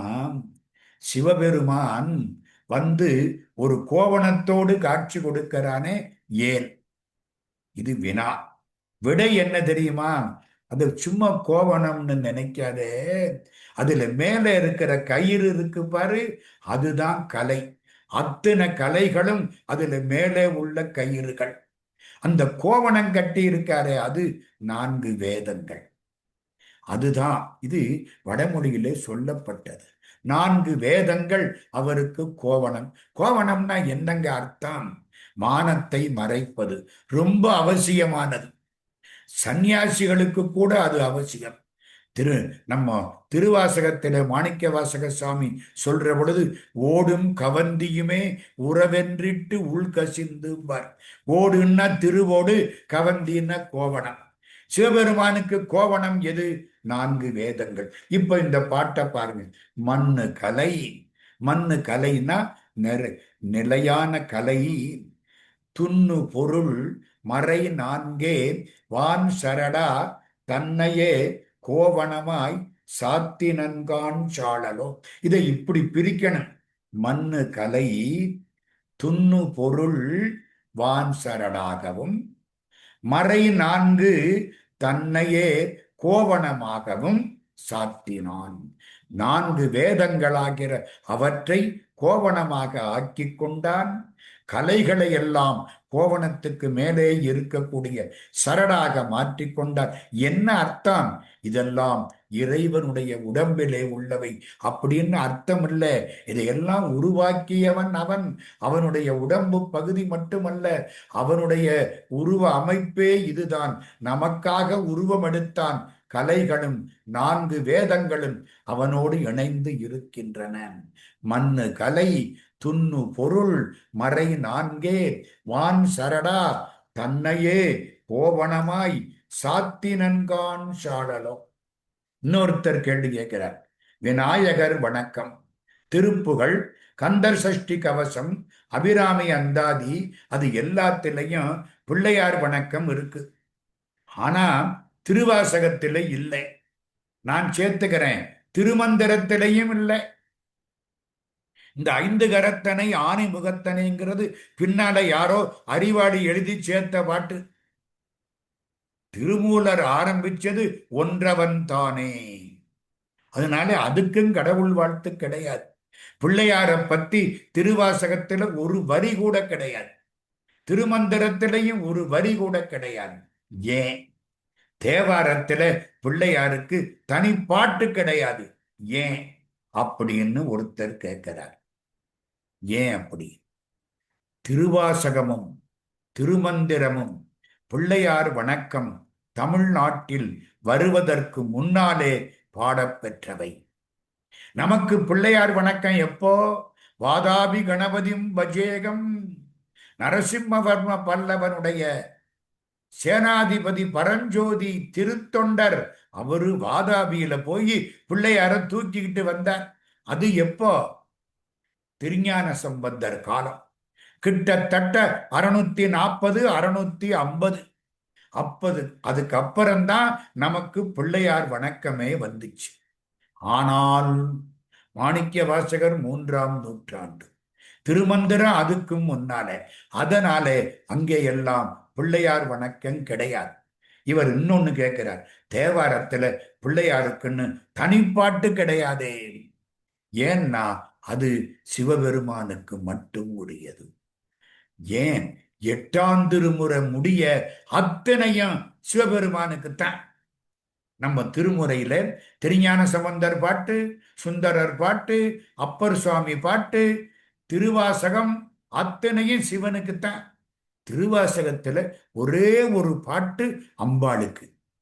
காதார் குளையாட பைம்பூன் கலனாட கோதை குழலாட வண்டின் குழாமாட சீத புனலாடி சித்தம்பலம் பாடி வேத பொருள் பாடி அப்பொருளாம் ஆபாடி சோதி திறம்பாடி சூழ்கொன்றை தார்பாடி ஆதி திறம்பாடி அந்தமாம் ஆபாடி பேதித்து நம்மை வளர்த்து எடுத்த பெய்வளைதன் பாதத்திறம்பாடி ஆடையலோர் எம்பாவாய். நம்மை வளர்த்து எடுத்த வளையல் அணிந்த பராசக்தியை பாடின்னு வருது. இதுவரைக்கு பராசக்தியின் கணவனை பாடியும்பாரு. இந்த ஒரு பாட்டுல தான் பராசக்தியை பாடி பேதித்து நம்மை வளர்த்து எடுத்த பெய்வளைதன் பாதத்திறம்பாடி ஆடையலோர் எம்பாவாய். அப்போ திருவாசகத்துல ஒரு பாட்டு பராசக்திக்கு, அது முடிய அத்தனை பாட்டும் சிவனுக்குத்தான். திருவிசைப்பாவில லேசா முருகப்பெருமான் தலையை காட்டுவார். அதுக்கப்புறம் 11ஆம் திருமுறையில பிள்ளையாருக்கு தனி பாட்டுக்கள் நம்பி ஆண்டார் நம்பி பாடுவார். இந்த அடுத்த கேள்வி பாருங்க, சக்தியின்றி சிவம் இல்லை. அப்படியானால் ஏன் தனித்தனி சந்நிதிகள்? சிவனு சக்தியும் ஒண்ணுதானே. ஒரே சந்நிதியில 2 பேரையும் உட்கார வைக்க வேண்டியதுதானே. அந்த காலத்துல அப்படித்தான் இருந்துச்சு. திருவண்ணாமலையிலே உண்ணாமுலை தாயாருக்கு தனி சந்நிதி கிடையாது. அண்ணாமலையார் பக்கத்துல உண்ணாமுலை, மேல ஒரு மரம், மரத்துக்கு மேல மலை. திருஞான சம்பந்தர் பாடுற போதெல்லாம் அப்படித்தான். உண்ணாமுலை தாயாருக்கு அடுத்தாப்புலதான் அண்ணாமலையார். அதனாலதான் 2 பேரையும் பார்த்து பாடப்போனவர் முதல்ல அம்மா இருந்த உடனே உண்ணாமுலை உமையாளோடும் உடனாகிய ஒருவன் பெண்ணாகிய பெருமான் மலை திருமாமணி திகழ மண்ணார்ந்தன அருவித்திரள் மழலை முழவதிரும் அண்ணாமலை தொடுவார் வினை வடுவா வண்ணம் அருமேன் அப்படின்னு உண்ணாமலையை வச்சு பாடினார். பழைய காலத்துல சின்ன கோயிலா இருந்த பொழுது 2 பேரும் ஒன்னாத்தான் இருந்தாங்க. இன்னொன்னு சொல்லவா, சக்தியும் சிவமும் பிரிக்க முடியாதவை, பிரிக்க கூடாதவை. பழம் வேறு சுவை வேறு அல்ல, சந்தனம் வேறு மனம் வேறு அல்ல, பூ வேறு மனம் வேறு அல்ல. 2 ஒண்ணுதான். நமக்காக 2ம் வெவ்வேறாக காட்சி தருகின்றன. அவனையும் அவன் அருளையும் பிரிக்க முடியாது. அதனால ஆரம்ப காலத்துல ஒன்னாத்தான் இருந்துச்சு. பின்னால கோயில் கட்டின உடனே என்ன பண்ணாங்க, சிவபெருமான கிழக்கு நோக்கி வச்சாங்க, அம்பாளை தெற்கு நோக்கி வச்சாங்க. பெரும்பகுதி கோயில் ஏன் தெற்கு நோக்கி வச்சாங்க? எப்பவுமே அம்மாவுக்கு பிள்ளைங்க மேல பாசம் அதிகம். அப்பாவுக்கு பாசம் உண்டு, அதை வெளியில காமிச்சுக்க மாட்டார். ஆனா அம்மா காமிச்சுக்குவா. அம்மாவுக்கு தான் முதலோட வயிற்றுல வச்சவ அவதானே. என்ன அப்பாவும் அம்மாவும் கூடி பேசி ஆளுக்கு 5 மாசம் வச்சுக்குவோம் அப்படின்னா பிள்ளைய பெத்துக்கிட்டாங்க இல்லையே. வச்சிருந்தவ அவதானே. தெற்கு நோக்கி பார்க்கறா. ஏன் தெற்கு நோக்கி பார்க்கறா? என் பிள்ளைக்கு இந்த யமன் தான் காலன், அவன் தெற்குல தான் இருக்கிறான், என் பிள்ளைக்கு அவன் துன்பம் தரப்படாது அப்படின்னு அம்பாள் தெற்கு நோக்கி பார்க்கறா. தெற்கு நோக்கிய சந்நிதி. சிவபெருமான் கிழக்கு நோக்கி பார்க்கிறார். இந்த பாரு, ஒரு நாளைக்கு உன் பிள்ளையவும் கூட்டிக்கிட்டு நீயும் உன் பிள்ளையும் என்னோட தான் சேர போறீங்க. அந்த ஞானம் கிடைக்கணும். ஞான சூரியன் எதிர்த்தாப்புல கிழக்கு, சூரியன் திசை கிழக்க நோக்கி சிவபெருமான் இருப்பார், அம்பாள் தெற்கு நோக்கி இருப்பாள். இது பின்னால் உருவாக்கப்பட்ட சந்நிதிகள். அது அவர் கேட்ட வினாவுக்கு எனக்கு தெரிஞ்ச பதில். அடுத்த கேள்வி பாருங்க. சைவ மரபில் திருமாலுக்கு என்ன இடம்? அடே அப்பா, அருமையான கேள்வி. சிவபூஜை பண்றவங்க முதல்ல திருமாலை கும்பிட்டுட்டு தான் சிவபூஜை பண்ணணும். ஏன் தெரியுமா? சிவன் அடியார்களில் நம்பர் 1 திருமால். நம்மெல்லாம் சிவனடியார் இல்லைங்க. திருமாலோட ஒப்பிட்டு பார்த்தால் எப்படி தெரியுமா? 1000 தாமரப்பூ வச்சு பூஜை பண்றாரா மகாவிஷ்ணு. ஒரு தாமரப்பூவுக்கு ஒரு மந்திரம், 1000 மந்திரம். ஒரு நாள் பார்த்தாரு, ஒரு பூவை காணோம். 999 தான் இருக்கு. நாமளா இருந்தா என்ன செய்வோம்? சிவபெருமானே, ஐ எம் வெரி சாரி, நாளைக்கு இன்னொரு பூ சேர்த்து கொடுக்குறேன், அப்படித்தானே பண்ணுவான். இவர் என்ன பண்ணார் தெரியுமா? பூஜை பண்ற பொழுது எந்திரிக்கப்படாது, முடிகிற வரைக்கும் இருக்கணும். நம்மள மாதிரி சட்னி வாசம் அடிச்ச உடனே எந்திரிச்சு உள்ள ஓடப்படாது. 1000 பூ முடியணும். ஒரு பூவை காணோம். என் கண்ணு தாமர கண்ணு தானே, இது தாமரப்பூ தானே, கண்ணை தோண்டி வச்சு விட்டார். அதனால அவருக்கு சிவபெருமான் காட்சி கொடுத்து சக்கரப்படைய கொடுத்தார். இதை யாரு சொல்றா? திருவேலி மழலையில திருவாசகத்துல வர்ற பாட்டு. பங்கயம், பங்கயம்னா தாமரை, பங்கயம் 1000 பூவினில் ஓர் பூ குறைய, தம் கண் இடந்து அரண் சேவடி மேல் சாத்தலுமே, சங்கரன் எம்பிரான் சக்கரம் மாலுக்கு அருளியவாறு எங்கும் பரவினாம் தோல் நோக்கம் ஆடாமோ. அப்போ முதல் அடியார் மகாவிஷ்ணு. அவரை கும்பிட்டு தான் சிவபெருமான்கிட்ட போகணும். இது ஒண்ணு. இன்னொன்னு, சிவபெருமானுக்கு சக்தி, போர் சக்தி காளி, கோபசக்தி துர்கை, சாந்த சக்தி பார்வதி, புருஷ சக்தி திருமால். சிவம் என்பது ஆண்மை, திருமால் என்பது பெண்மை. சிவம் என்பது அரண், அரணுக்கு பெண்பால் அரி, அரணுக்கு பெண்பால் அரிதானே. அரண் என்பது ஆண்மை, அரி என்பது பெண்மை. சிவன் அப்பா, திருமால் அம்மா. உங்களுக்கு அம்மா வேணுமா அப்பா வேணுமா? ரெண்டும் தானே வேணும். நான் சொல்லலம்மா. அப்பர் சுவாமிகள் தேவாரம் திருவையாறு, அரியலால் தேவி இல்லை ஐயன் ஐயாரனார்க்கே, அரியலால் தேவி இல்லை. அரியன்னா மகாவிஷ்ணு. விவரம் இல்லாதவன் நீ வைஷ்ணவன் நான் சைவன்னு சண்டை போடுறான். ரெண்டு ஒண்ணுதான். அரியும் சிவனும் ஒண்ணு, அறியாதவன் வாயில மண்ணு அப்படிம்பான் கிராமத்துக்காரன். அரியலால் தேவி இல்லை ஐயன் ஐயாரனார்க்கே. திருவையாத்துல அம்பாள் சந்நிதி இருக்கு. அம்பாளுக்கு பேரு தெரியுமா? தர்ம சம்வர்தனி, அறம் வளர்த்த நாயகி. பெருமாள் கோயில கிடையாதுங்க. ஏன் கிடையாது? பெருமாள் தானே அம்பாள். அம்பாள் இருக்கிற போது பெருமாள் என்னத்துக்கு இருக்கணும்? ஆனா அம்பாள் கோவிலுக்கு எதிர்த்தாப்புல ஆஞ்சநேயர் இருப்பாரு. ஏய், பெருமாள் கோயில்ல இருக்க வேண்டிய ஆஞ்சநேயர் அம்பாள் சந்நிதிக்கு நேரம் இருக்காரு சார். திருவையாறு போய் பாருங்க, எதிர்த்தாப்புல ஊர் கடைசியில அம்பாள் சந்நிதியை பார்த்து கொண்டு ஆஞ்சநேயர் இருப்பார். ஏன்? திருவையாத்துல அம்பாளும் திருமாலும் ஒன்றுதான். அறியலால் தேவி இல்லை ஐயன் ஐயாரனார்க்கே.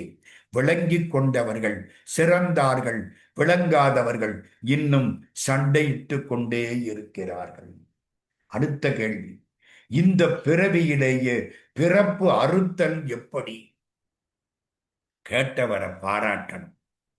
இந்த பிறவி போதும், பிறப்பு அறுக்கலான்னு நினைக்கிறாரே, அதுக்காக அவரை பாராட்டு. நம்மளா இருந்தா என்ன பண்ணுவோம்? அடுத்த பிறவி எடுக்கணும், ஒரு எம்எல்ஏ ஆகணும், ஒரு எம்பி ஆகணும், ஒரு மந்திரி ஆகணும், ஒரு கோடீஸ்வரன் ஆகணும், இல்லாட்டி நான் அவ்வளவு பெரிய பணக்காரன் ஆகணும், என்னமோ நினைக்கிறோம்.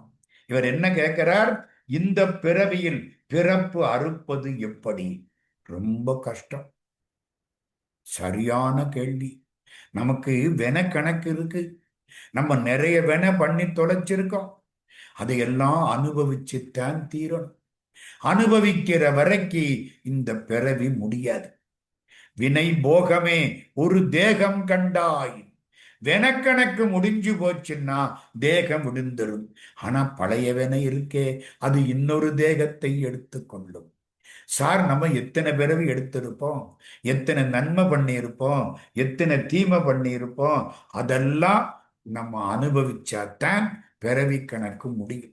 அனுபவிக்க பிறவி எடுத்து அதுலயும் நல்லது கெட்டது பண்ணி இப்படியே இருந்தா உலகம் அழிஞ்சாலும் நம்ம பிறவி கணக்கு அழியாது. ஆனால் ஒன்று, பிறவியை அறுக்க வேண்டுமானால் ஒன்று, ஆசையை விட வேண்டும். ஆசை அருமென்கள், ஆசை அருமென்கள், ஈசனோடாயினும் ஆசை அருமென்கள். ஆசை படப்பட ஆய்வரும் துன்பங்கள், ஆசை விட விட ஆனந்தமாமை. எதுக்கு ஆசைப்படப்படாது? ஒண்ணு. ரெண்டாவது, கடவுளிடத்திலே கண்ணீர் விட்டு உடம்பெல்லாம் கண்ணாக அழ வேண்டும். என் வென கணக்க முடிச்சுப்புடு, எரிச்சுப்புடு எம்மானே, என் கணக்க முடிச்சுப்புடு. முந்தை வினை முழுதும் மோய உரைப்பன் யான். வினை முழுக்க போகணுமே, வினை இருந்தா பிறவி வந்துடுமே, என் வென கணக்க முடிக்கணுமே. அழுது அழுது அழுகிறதுன்னா நம்ம அழுவதில்லை, இது ஒண்ணும் கிடையாது. மாணிக்க வாசகர் மாதிரி அழ வேண்டும். அப்பத்தான் பிறவி கணக்கு முடியும். ஆசைப்படாதே. ஆண்டவன் பால் முழுக்க பக்தி செய், எல்லாம் அவன் செயல் என்று பக்குவமானால் அழுது அழுது அழுது வினையை எரிக்கலாம். அது வரைக்கும் முடியாது. இல்லற வாழ்க்கையும் முக்தியும். அப்படி ஒருத்தர் கேட்கிறார், குடும்ப பொறுப்புகள், தொழில் மற்றும் சமூக கடமைகளை நிறைவேற்றி கொண்டே முக்தி அடைய முடியுமா? எப்படி முடியும்? நம்முடைய குடும்ப பொறுப்புகள் நிறைய இருக்கு, அதையெல்லாம் விட்டுட்டு ஓடிடலாமா? இல்ல குடும்பத்தில் இருந்து கொண்டே நாம் முக்தி அடையலாமா? தாராளமாக குடும்பத்தில் இருந்து கொண்டே முக்தி அடையலாம். ராமகிருஷ்ணரும் சாரதையும் அதைத்தான் காட்டினார்கள். ஒண்ணுமில்ல, என் குழந்தைக்கு நான் ஒண்ணு பண்றேன், என் குழந்தைக்கு பண்ணனேன் அப்படின்னு நினைக்கப்படாது. முருகனுக்கு பண்ணனேன், என் மனைவிக்கு பண்ணனேன் இல்லை, பராசக்திக்கு பண்ணனேன். என் பாரதியார் சொல்லுவாரு, காதல் செய்யும் மனைவியே சக்தி கண்டீர், கடவுள் நிலை அவளாலே அடைய வேண்டும். எல்லாத்தையும் அதுக்கெல்லாம் ரொம்ப பக்குவம் வேணும், சும்மா சொல்லிட்டு போக முடியாது. கணவன் மனைவி எல்லாம் கடவுள் அம்சம் என்று நினைத்தால் தாமரையிலை தண்ணீர் மாதிரி வாழலாம். இன்ப துன்பங்களால் நாம் அமிழ்த்தப்படக்கூடாது. இல்வாழ்க்கையில் இருக்கும் பொழுது முழுக்க முழுக்க நம் கடமைகளை செய்ய வேண்டும். கடமைகளுக்கு நடுவிலே கடவுளிடம் பக்தி செலுத்த வேண்டும். கடமையை செய்யும் பொழுது கூட இது கடவுள் செயல் என்று நினைப்பு கடவுளிடத்திலே இருக்க வேண்டும். இதெல்லாம் வர்றதுக்கு எத்தனை வருஷம் நமக்கு ஆகுமோ, எவ்வளவு திருவாசகம் படிக்கணுமோ எனக்கு தெரியல. அதுலதான் பற்றற்ற பற்றுமா. என்ன பற்றற்ற பற்று? பற்று இருக்காப்புல தெரியும், ஆனா உண்மையில பத்து இருக்காது. எல்லாருக்கும் பார்த்தா என்ன தெரியும், இந்த ஆளு பாசம் உள்ளவன், ஆனா அடிமனசுல அந்த பாசம் இருக்கக்கூடாது. அதுக்குத்தான் சொன்னேன், தாமரை இலை தண்ணீர், தண்ணீர்ல இருக்கிற தாமரையில் தண்ணீர் ஒட்டாதது போலே நம்முடைய கடமையை செய்ய வேண்டும். அதிகம் பலனை பற்றி கவலைப்படக்கூடாது. குருவின் அவசியம் என்ன? குருநாதன் அவரா வருவாரா, நாமா தேடி போகணுமா? நீங்க ஒன்னும் தேட வேண்டாம். ஏன்னா இந்த காலத்துல பயமா இருக்கு. 2 வருஷம் 3 வருஷமா இவரு காலில் தான் விழுந்தேன், இப்போ இவரே இப்படி இருக்காரு அப்படின்னு சொல்ற அளவுக்கு ஆயிப்போச்சு. அதனால கவலையே படாதீங்க. கடவுளிடத்திலே போய் காலில் விழுந்து அழுதால் குருநாதன் தானே வருவான். உங்களுக்கு பக்குவம் இருக்குமானால் கடவுளே குருநாதனாக வருவார், சந்தேகமே கிடையாது. இன்னும் கூட ஒண்ணு சொல்றேன், கோயில்ல போய் கடவுள் காலில் விழுந்து அழுவதை விட வீட்டில இருந்து இறைவனுடைய திருமேனியை வைத்து அழுது அழுது அழுது, இறைவா நீ எனக்கு வழிகாட்ட வேண்டும் என்று கேட்டால் சத்தியமாக இறைவன் வழிகாட்டுவான். ஒருத்தர் கேட்கிறார், சிறந்த சைவ வழிபாடு அப்படின்னா என்ன? சிறந்த சைவ வழிபாடு என்ன தெரியுமா? கோயிலுக்கு போய் அர்ச்சனை பண்றதா? இல்லே. அஷ்டோத்தரமா? இல்லே. சகசரநாமமா? இல்லே. அலங்காரமா? அபிஷேகமா? அதெல்லாம் நம்முடைய கர்மாக்களுக்காக பண்றது, விட்டுருங்க. சிறந்த சைவ வழிபாடு என்பது அடியார்களுக்கும் ஆண்டவனுடைய ஆலயத்துக்கும் தூய்மை செய்வதற்காக பணி செய்து கிடப்பது. என் கடன் பணி செய்து கிடப்பதே. பசிச்சவனுக்கு சாப்பாடு போட்டா பகவான் அங்கே இருக்கிறான். ஆலயத்திலே போய் கும்பிடுவது முக்கியம். ஏன்னா அங்கே சில சக்கரங்கள் பிரதிஷ்டையாகி இருக்கின்றன. நீங்க பழனியில போய் கும்பிட்டா உடனே இழுக்கும், மீனாட்சி அம்மன் கோயில்ல போய் கும்பிட்டா உடனே இழுக்கும், இயல்பு. காஞ்சிபுரத்துல போனா காமாட்சி சந்நிதியில கண்ணீர் வரும், சக்கரம் இருக்கு, அங்க எல்லாம் போய் கும்பிடணும். அது ஒரு பக்கம். கூடிய வரைக்கு தொண்டு செய்யுங்கள். அதனாலதான் தொண்டர்தம் பெருமை சொல்லவும் பெரிதே அப்படின்னாங்க. தொண்டு செய்யுங்கள், என் கடன் பணி செய்து கிடப்பதே அப்படின்னு வாழ்ந்தால் நிச்சயமாக நமக்கு அது சிறந்த சைவ வழிபாடு. கடைசி கேள்வி ஒண்ணு சொல்றேன். மனித வாழ்க்கைக்கு நோக்கம் என்ன? முத்தி அல்லது ஞானம் என்பதுதான் நோக்கம் என்றால் இந்த குடும்ப எண்ணத்துக்கு, இந்த சமுதாயம் எண்ணத்துக்கு, இந்த தொழில் எண்ணத்துக்கு ஒருத்தர் கேட்கிறார். இந்த குடும்பத்துல இருந்தாதான் நம்ம அடி வாங்குவோம். அடி வாங்கினாத்தான் மனசு கடவுள்கிட்ட போகும். மகிழ்ச்சியா இருந்தா எவனும் கடவுளை நினைக்க மாட்டேன். மனைவியோட அப்படி வெளியில உலா போகிற பொழுது நினைக்க மாட்டேன். ராத்திரி நேரத்துல ஒரு திருடன் எதிர்த்தாப்புல வந்தாத்தான் நினைப்பேன். குடும்பத்தில் இரு, உன் கடமையை செய், துன்பங்களை அனுபவி. தங்கம் நெருப்புல போட போடத்தான் சுட சுடரும் பொன்போல் ஒளிவிடும். அதே மாதிரி நம்மளும் அடி வாங்கணும். அடி வாங்கினாத்தான் சோகத்தினாலதான் கடவுளுக்கு பக்கத்தில் போகலாம். சந்தோஷமா இருந்தா நம்ம கடவுளை நினைக்க மாட்டோம். அதனால அடிபட்டு திருந்த வேண்டும். முழு கவனத்தையும் முக்தியில வைக்க வேண்டும், கடமையை செய்ய வேண்டும். அது எப்படி சார்னு கேட்கிறீங்களா? ராமகிருஷ்ண பரமஹம்சர் அற்புதமா சொன்னார். முட்டை போட்டு கடற்கரையில வச்சுட்டு பறவை எங்கேயோ இருக்கும், ஆனா நினப்பு முழுக்க அந்த முட்டையிலேயே இருக்கும். நீ உன் கடமையை செய், என்ன வேணாலும் செய், ஆனால் மனசு மட்டும் கடவுளிடம் இருக்க வேண்டும். இதெல்லாம் பேசி கொண்டாடுறது இல்லை, பக்குவப்படணும். கொஞ்சம் கொஞ்சமா பக்தியில வரணும். நீந்த கத்துக்கணும்னா எப்படி நீந்தணும்? கையை தூக்கணுமா, காலை தூக்கணுமா அப்படின்னு எல்லாம் கேட்கக்கூடாது. தண்ணிக்குள்ள பிடிச்சு தள்ளி விட்டா தன்னால நீந்த ஆரம்பிச்சிருவேன். அது மாதிரி இறைவனுக்கு முன்னால் நாம் இருக்கிறோம். கடவுள் நமக்காக இருக்கிறார், நம்மோடு இருக்கிறார். இந்த மனசாட்சின்னு ஒண்ணு இருக்கு பாருங்க, அதுதான் கடவுள் நம்மோடு இருக்கிறார். யார் விட்டாலும் இறைவன் நம்மை விடமாட்டார். மண்ணில் நல்ல வண்ணம் வாழலாம், நல்காதொழியான் நமக்கு.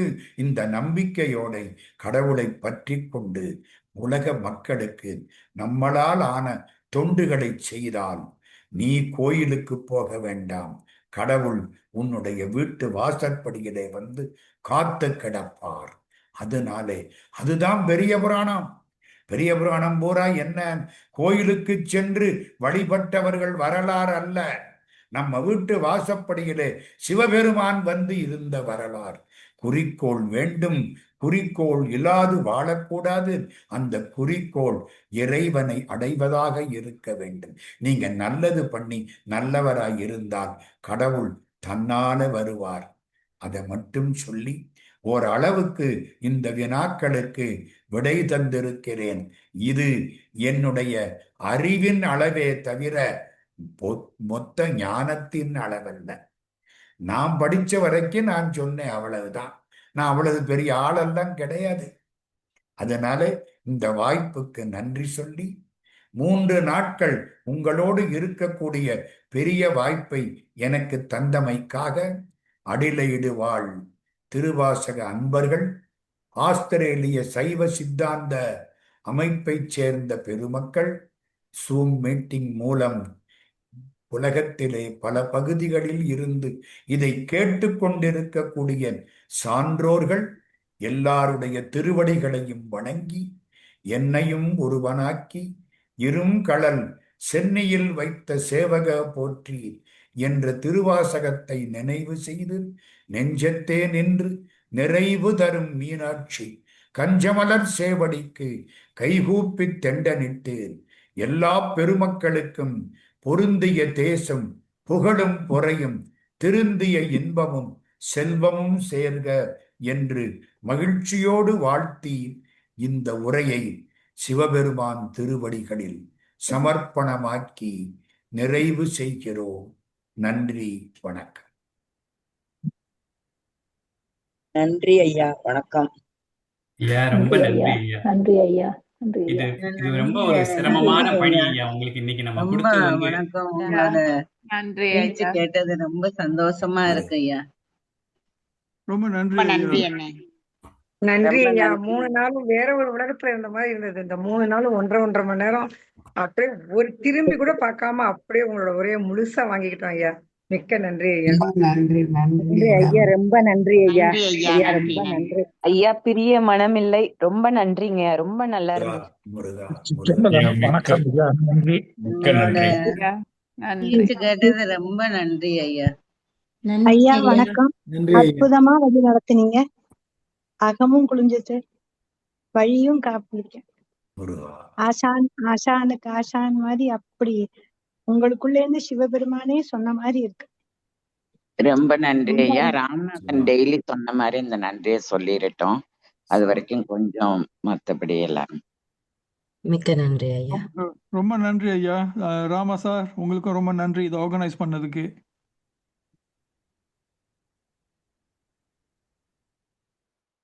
ஐயா வணக்கம் ஐயா. நான் ஒரு ஒரு ஒரு ஒரு சிறு தகவல் மட்டும் சொல்லிட்டு நம்ம இது பண்ணிடலாம். இன்னைக்கு உங்களுக்கு கொடுத்த பணி வந்து ஒரு ரொம்ப சிரமமான பணி. ஏன்னா வந்து நம்ம இன்னைக்கு அந்த கேள்வி பதிலோடயே விட்டுருக்கலாம் போல தோணுது. ஏன்னா அவ்வளவு விவரங்கள் சொன்னீங்க அந்த கேள்வி பதில். அதாவது நம்ம சைவ சமயத்தை பத்தி நிறைய கருத்துக்கள், பிள்ளையார் வணக்கம் ஏன் இல்லைன்னு சொல்லி சொன்னீங்க ஆரம்ப காலத்துல இருந்து. அது போக நம்ம அந்த வினை கொள்கையை பத்தி எல்லாம் நல்லா சொன்னீங்க. ஸோ அதனால இன்னைக்கு வந்து நீங்க வந்து சொன்ன இது வந்து அதோட மாணிக்கவாசகர் மாதிரி எப்பவுமே வந்து உங்களை ரொம்ப குறைச்சிக்கிட்டே நீங்க சொல்லுவீங்க. அதாவது நீங்க படிச்சது வந்து ரொம்ப கம்மின்னு சொல்லி சொன்னீங்க. ஆனா வந்து உங்களுக்கு தெரிஞ்ச விஷயம் வந்து கடலளவு தெரிஞ்சிருக்கிறீங்க. அவ்வளவு விவரங்கள் வந்து இன்னைக்கு வந்து நீங்க சொல்லியிருக்கிறீங்க. அதாவது இந்த 81 வயசு உள்ள அப்பரை பத்தி 84 வயசு உள்ள நீங்க ஒரு 1.5 மணி நேரம் அதாவது 3 நாள் வந்து சேர்ந்தாப்புல வந்து உங்களால இந்த வயதிலையும் வந்து இப்படி ஒரு சொற்பொழிவை வந்து 3 நாள் உங்களால உட்கார முடியாத ஒரு சூழ்நிலையிலையும் உட்கார்ந்து எங்களுக்காக வந்து பண்ணினது வந்து ஒரு பெரிய பெரிய ஃபீட் ஐயா. இது வந்து இதுக்காக வந்து நாங்க உண்மையிலேயே ரொம்ப ஒரு கடமைப்பட்டவங்களா இருக்கிறோம். ஏன்னா வந்து நாம ஏதோ ஒரு காரணத்தால உங்க கருப்பு கேட்டாங்க, நீங்க ஒத்துக்கிட்டீங்க இங்க மெட்ராஸ்க்கு வர்றதுனால. பட் ஆனா இது வந்து ஒரு உங்களுக்கு எவ்வளவு சிரமமா இருந்திருக்கும்னு எங்களுக்கு தெரியும். ஏன்னா ஒரு 1.5 மணி நேரம் வந்து உங்களுடைய வயதுல வந்து உட்கார்ந்து பேசுறதுங்கிறது வந்து ரொம்ப ஒரு சிரமமான பணி.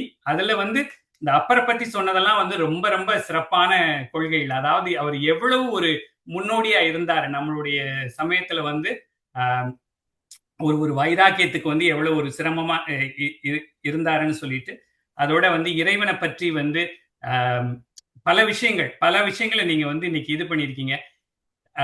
அடலேடை பொறுத்த வரைக்கும் எங்களுக்கு வந்து திருக்கைலாயம் போகணுங்கிறது வந்து ஒரு பெரிய பெரிய ஒரு விருப்பமா இருக்குது. நீங்க வந்து இன்னைக்கு சொன்னது வந்து ஒரு பெரிய பெரிய ஒரு ஆரம்பம் எங்களுக்கு. ஏன்னா அடுத்த வருஷம் வந்து போலாங்கிறது வந்து எங்களுடைய எண்ணம். நீங்க வந்து சொன்ன விதம் வந்து எங்களுக்கு வந்து அந்த திருக்கைலாயத்தையே வந்து கிட்ட கொண்டு வந்த மாதிரி ஒரு இது இருந்தது. நீங்களும் அத்தனை தடவை போயிருக்கிறீங்க. ஸோ அதனால இதவே வந்து நாங்க ஒரு பெரிய ஒரு இதுவா எடுத்துக்கிட்டு எங்களுக்கும் வந்து அந்த வாய்ப்பை அமையணும்னு சொல்லி இறைவனை நாங்க பிரார்த்திக்கிறோம் ஐயா. இந்த சொற்பொழிவு வந்து ரொம்ப ஒரு குறுகிய காலத்துல நீங்க ஒத்துக்கிட்டு நம்மளோட சேர்ந்து பயணிச்சு இந்த 3 நாள் வந்து எங்களோட செலவழிச்சிருக்கிறீங்க. ஆனா வந்து இது சீக்கிரமா முடிஞ்சிருச்சேங்கிறது தான் எங்களுடைய ஒரு பெரிய சங்கடம். ஏன்னா வந்து இதை வந்து தொடர்ந்தாப்புல இன்னுமே நல்லா செஞ்சிருந்தோம்னா, இன்னும் பிளான்டா பண்ணியிருந்தா இன்னும் அடுத்தடுத்த வருஷங்கள்ல வந்து இன்னும் நல்லா பண்ணலாம் ஐயா. நீங்க வந்து இந்த சமய வினாவிடை மாதிரி எல்லாம் வந்து நம்ம நிச்சயமா செய்யலாம் அடுத்தடுத்த வருஷங்கள்ல. ஸோ அதுல வந்து பல விஷயங்களை வந்து பல பேர் தெரிஞ்சுக்கிறதுக்கெல்லாம் வாய்ப்பு இருக்கும்னு நினைக்கிறேன். ஆனா இந்த ஒரு 3 நாள்ல நீங்க கவர் பண்ணியிருக்க கிரவுண்ட் வந்து ரொம்ப ரொம்ப அது மணிவாசகரை பத்தி அவ்வளவு சொல்லியிருக்கீங்க, சைவ சமயத்தை பத்தி அவ்வளவு சொல்லியிருக்கீங்க, நாவுக்கரசரை பத்தி அவ்வளவு சொல்லியிருக்கீங்க. அதுவும் அந்த 45 நிமிஷத்துல அவர் பிறந்ததுல இருந்து அந்த 81 வயசு வரைக்கும் உள்ளதெல்லாம் வந்து இஸ் அன்இமேஜினபிள் ஃபீட் ஐயா. ஸோ அதனால வந்து உங்களுக்கு வந்து ரொம்ப ஒரு கடமைப்பட்டவங்களா இருக்கிறோம் நாங்க எல்லாரும். ஸோ இந்த இதை வந்து நீங்க தொடர்ந்து வருஷம் எங்களுக்கு நீங்க நடத்தி தரணும். நான் வந்து இதை வந்து நான் ஒரு விண்ணப்பமா நான் உங்கள்கிட்ட வைக்கிறேன் ஐயா. இறைவன் வந்து உங்களுக்கு நல்ல ஆயுள கொடுக்கணும். நீங்க தொடர்ந்தாப்புல இந்த பணியை தொடர்ந்து செய்யணும் ஐயா. நன்றி. இந்த இறைவாழ்த்து சொல்லி முடிக்கிறேன். அதுக்கப்புறம் வந்து எல்லாருமே வந்து உங்களுக்கு நன்றி சொல்லுவாங்க. இதுல வந்து ஒரு சிறப்பு என்னன்னா எல்லாருமே வந்து அன்மியூட் பண்ணி உங்களுக்கு நன்றி சொல்லலாம். ஸோ அதை வந்து சொல்லட்டும். நான் வந்து இந்த இறைவாழ்த்து மட்டும் சொல்லி இதை முடிச்சிடறேன். வான்முகில் வளாது பெய்க, மழிவளம் சுரக்க, மன்னன் கோன்முறை அரசு செய்க, குறைவிலாதுயிர்கள் வாழ்க, நான்மறையரங்கள் ஓங்க, நற்றவம் வேள்வி மல்க, மேன்மைகள் செய்வ நீதி விளங்குக உலகம் எல்லாம். ஆறிரு தடந்தோள் வாழ்க, அருமுகம் வாழ்க, வெற்பை ஊருசை தனிவேல் வாழ்க, குக்குடம் வாழ்க, செவ்வேள் ஏரிய மங்கை வாழ்க, யானிதன் அணங்கு வாழ்க, மாறிலா வள்ளி வாழ்க, வாழ்க ஸ்ரீரடியாரெல்லாம், மாறிலா வள்ளி வாழ்க, வாழ்க ஸ்ரீரடியாரெல்லாம். அரகர நம பார்வதி பதையே, அரகர மகாதேவா, ஆடுடைய சிவனை போற்றி,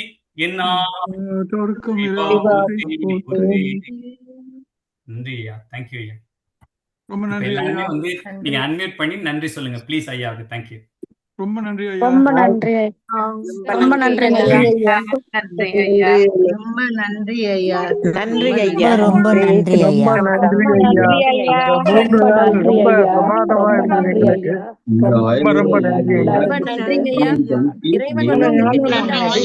ஆரோக்கியத்தையும் கொடுக்கணும் நாங்க பிரார்த்திக்கிறோம். இதே மாதிரி நிறைய எங்களை மாதிரி தெரியாதவங்களுக்கு நிறைய விஷயங்களை நீங்க எல்லாருக்கும் இன்னும் சொல்லணும். அதுக்காண்டி உங்களுக்கு இறைவன் வந்து நீண்ட ஆயுளையும் ஆரோக்கியத்தையும் கொடுக்கணும்னு நாங்க ஆசைப்படுறோம். எங்களோட பிரார்த்தனையும் அதுதான் இருக்குது. உங்களோட நிகழ்ச்சிகளை இன்னும் நாங்க மேலும் மேலும் கேட்கணும்னு விரும்புறாங்க ஐயா. நிறைய தெரியாத விஷயங்கள் தெரிஞ்சுக்கிட்டோம். ரொம்ப நன்றிங்க ஐயா. இவ்வளவு பெரிய ரொம்ப நன்றிங்க ஐயா. ரொம்ப சந்தோஷமா இருக்கு. ரொம்ப நன்றிங்க ஐயா. ரொம்ப நன்றி ஐயா. நன்றி. வணக்கம் ஐயா. வணக்கம் ஐயா. நன்றி ஐயா. வணக்கம் ஐயா.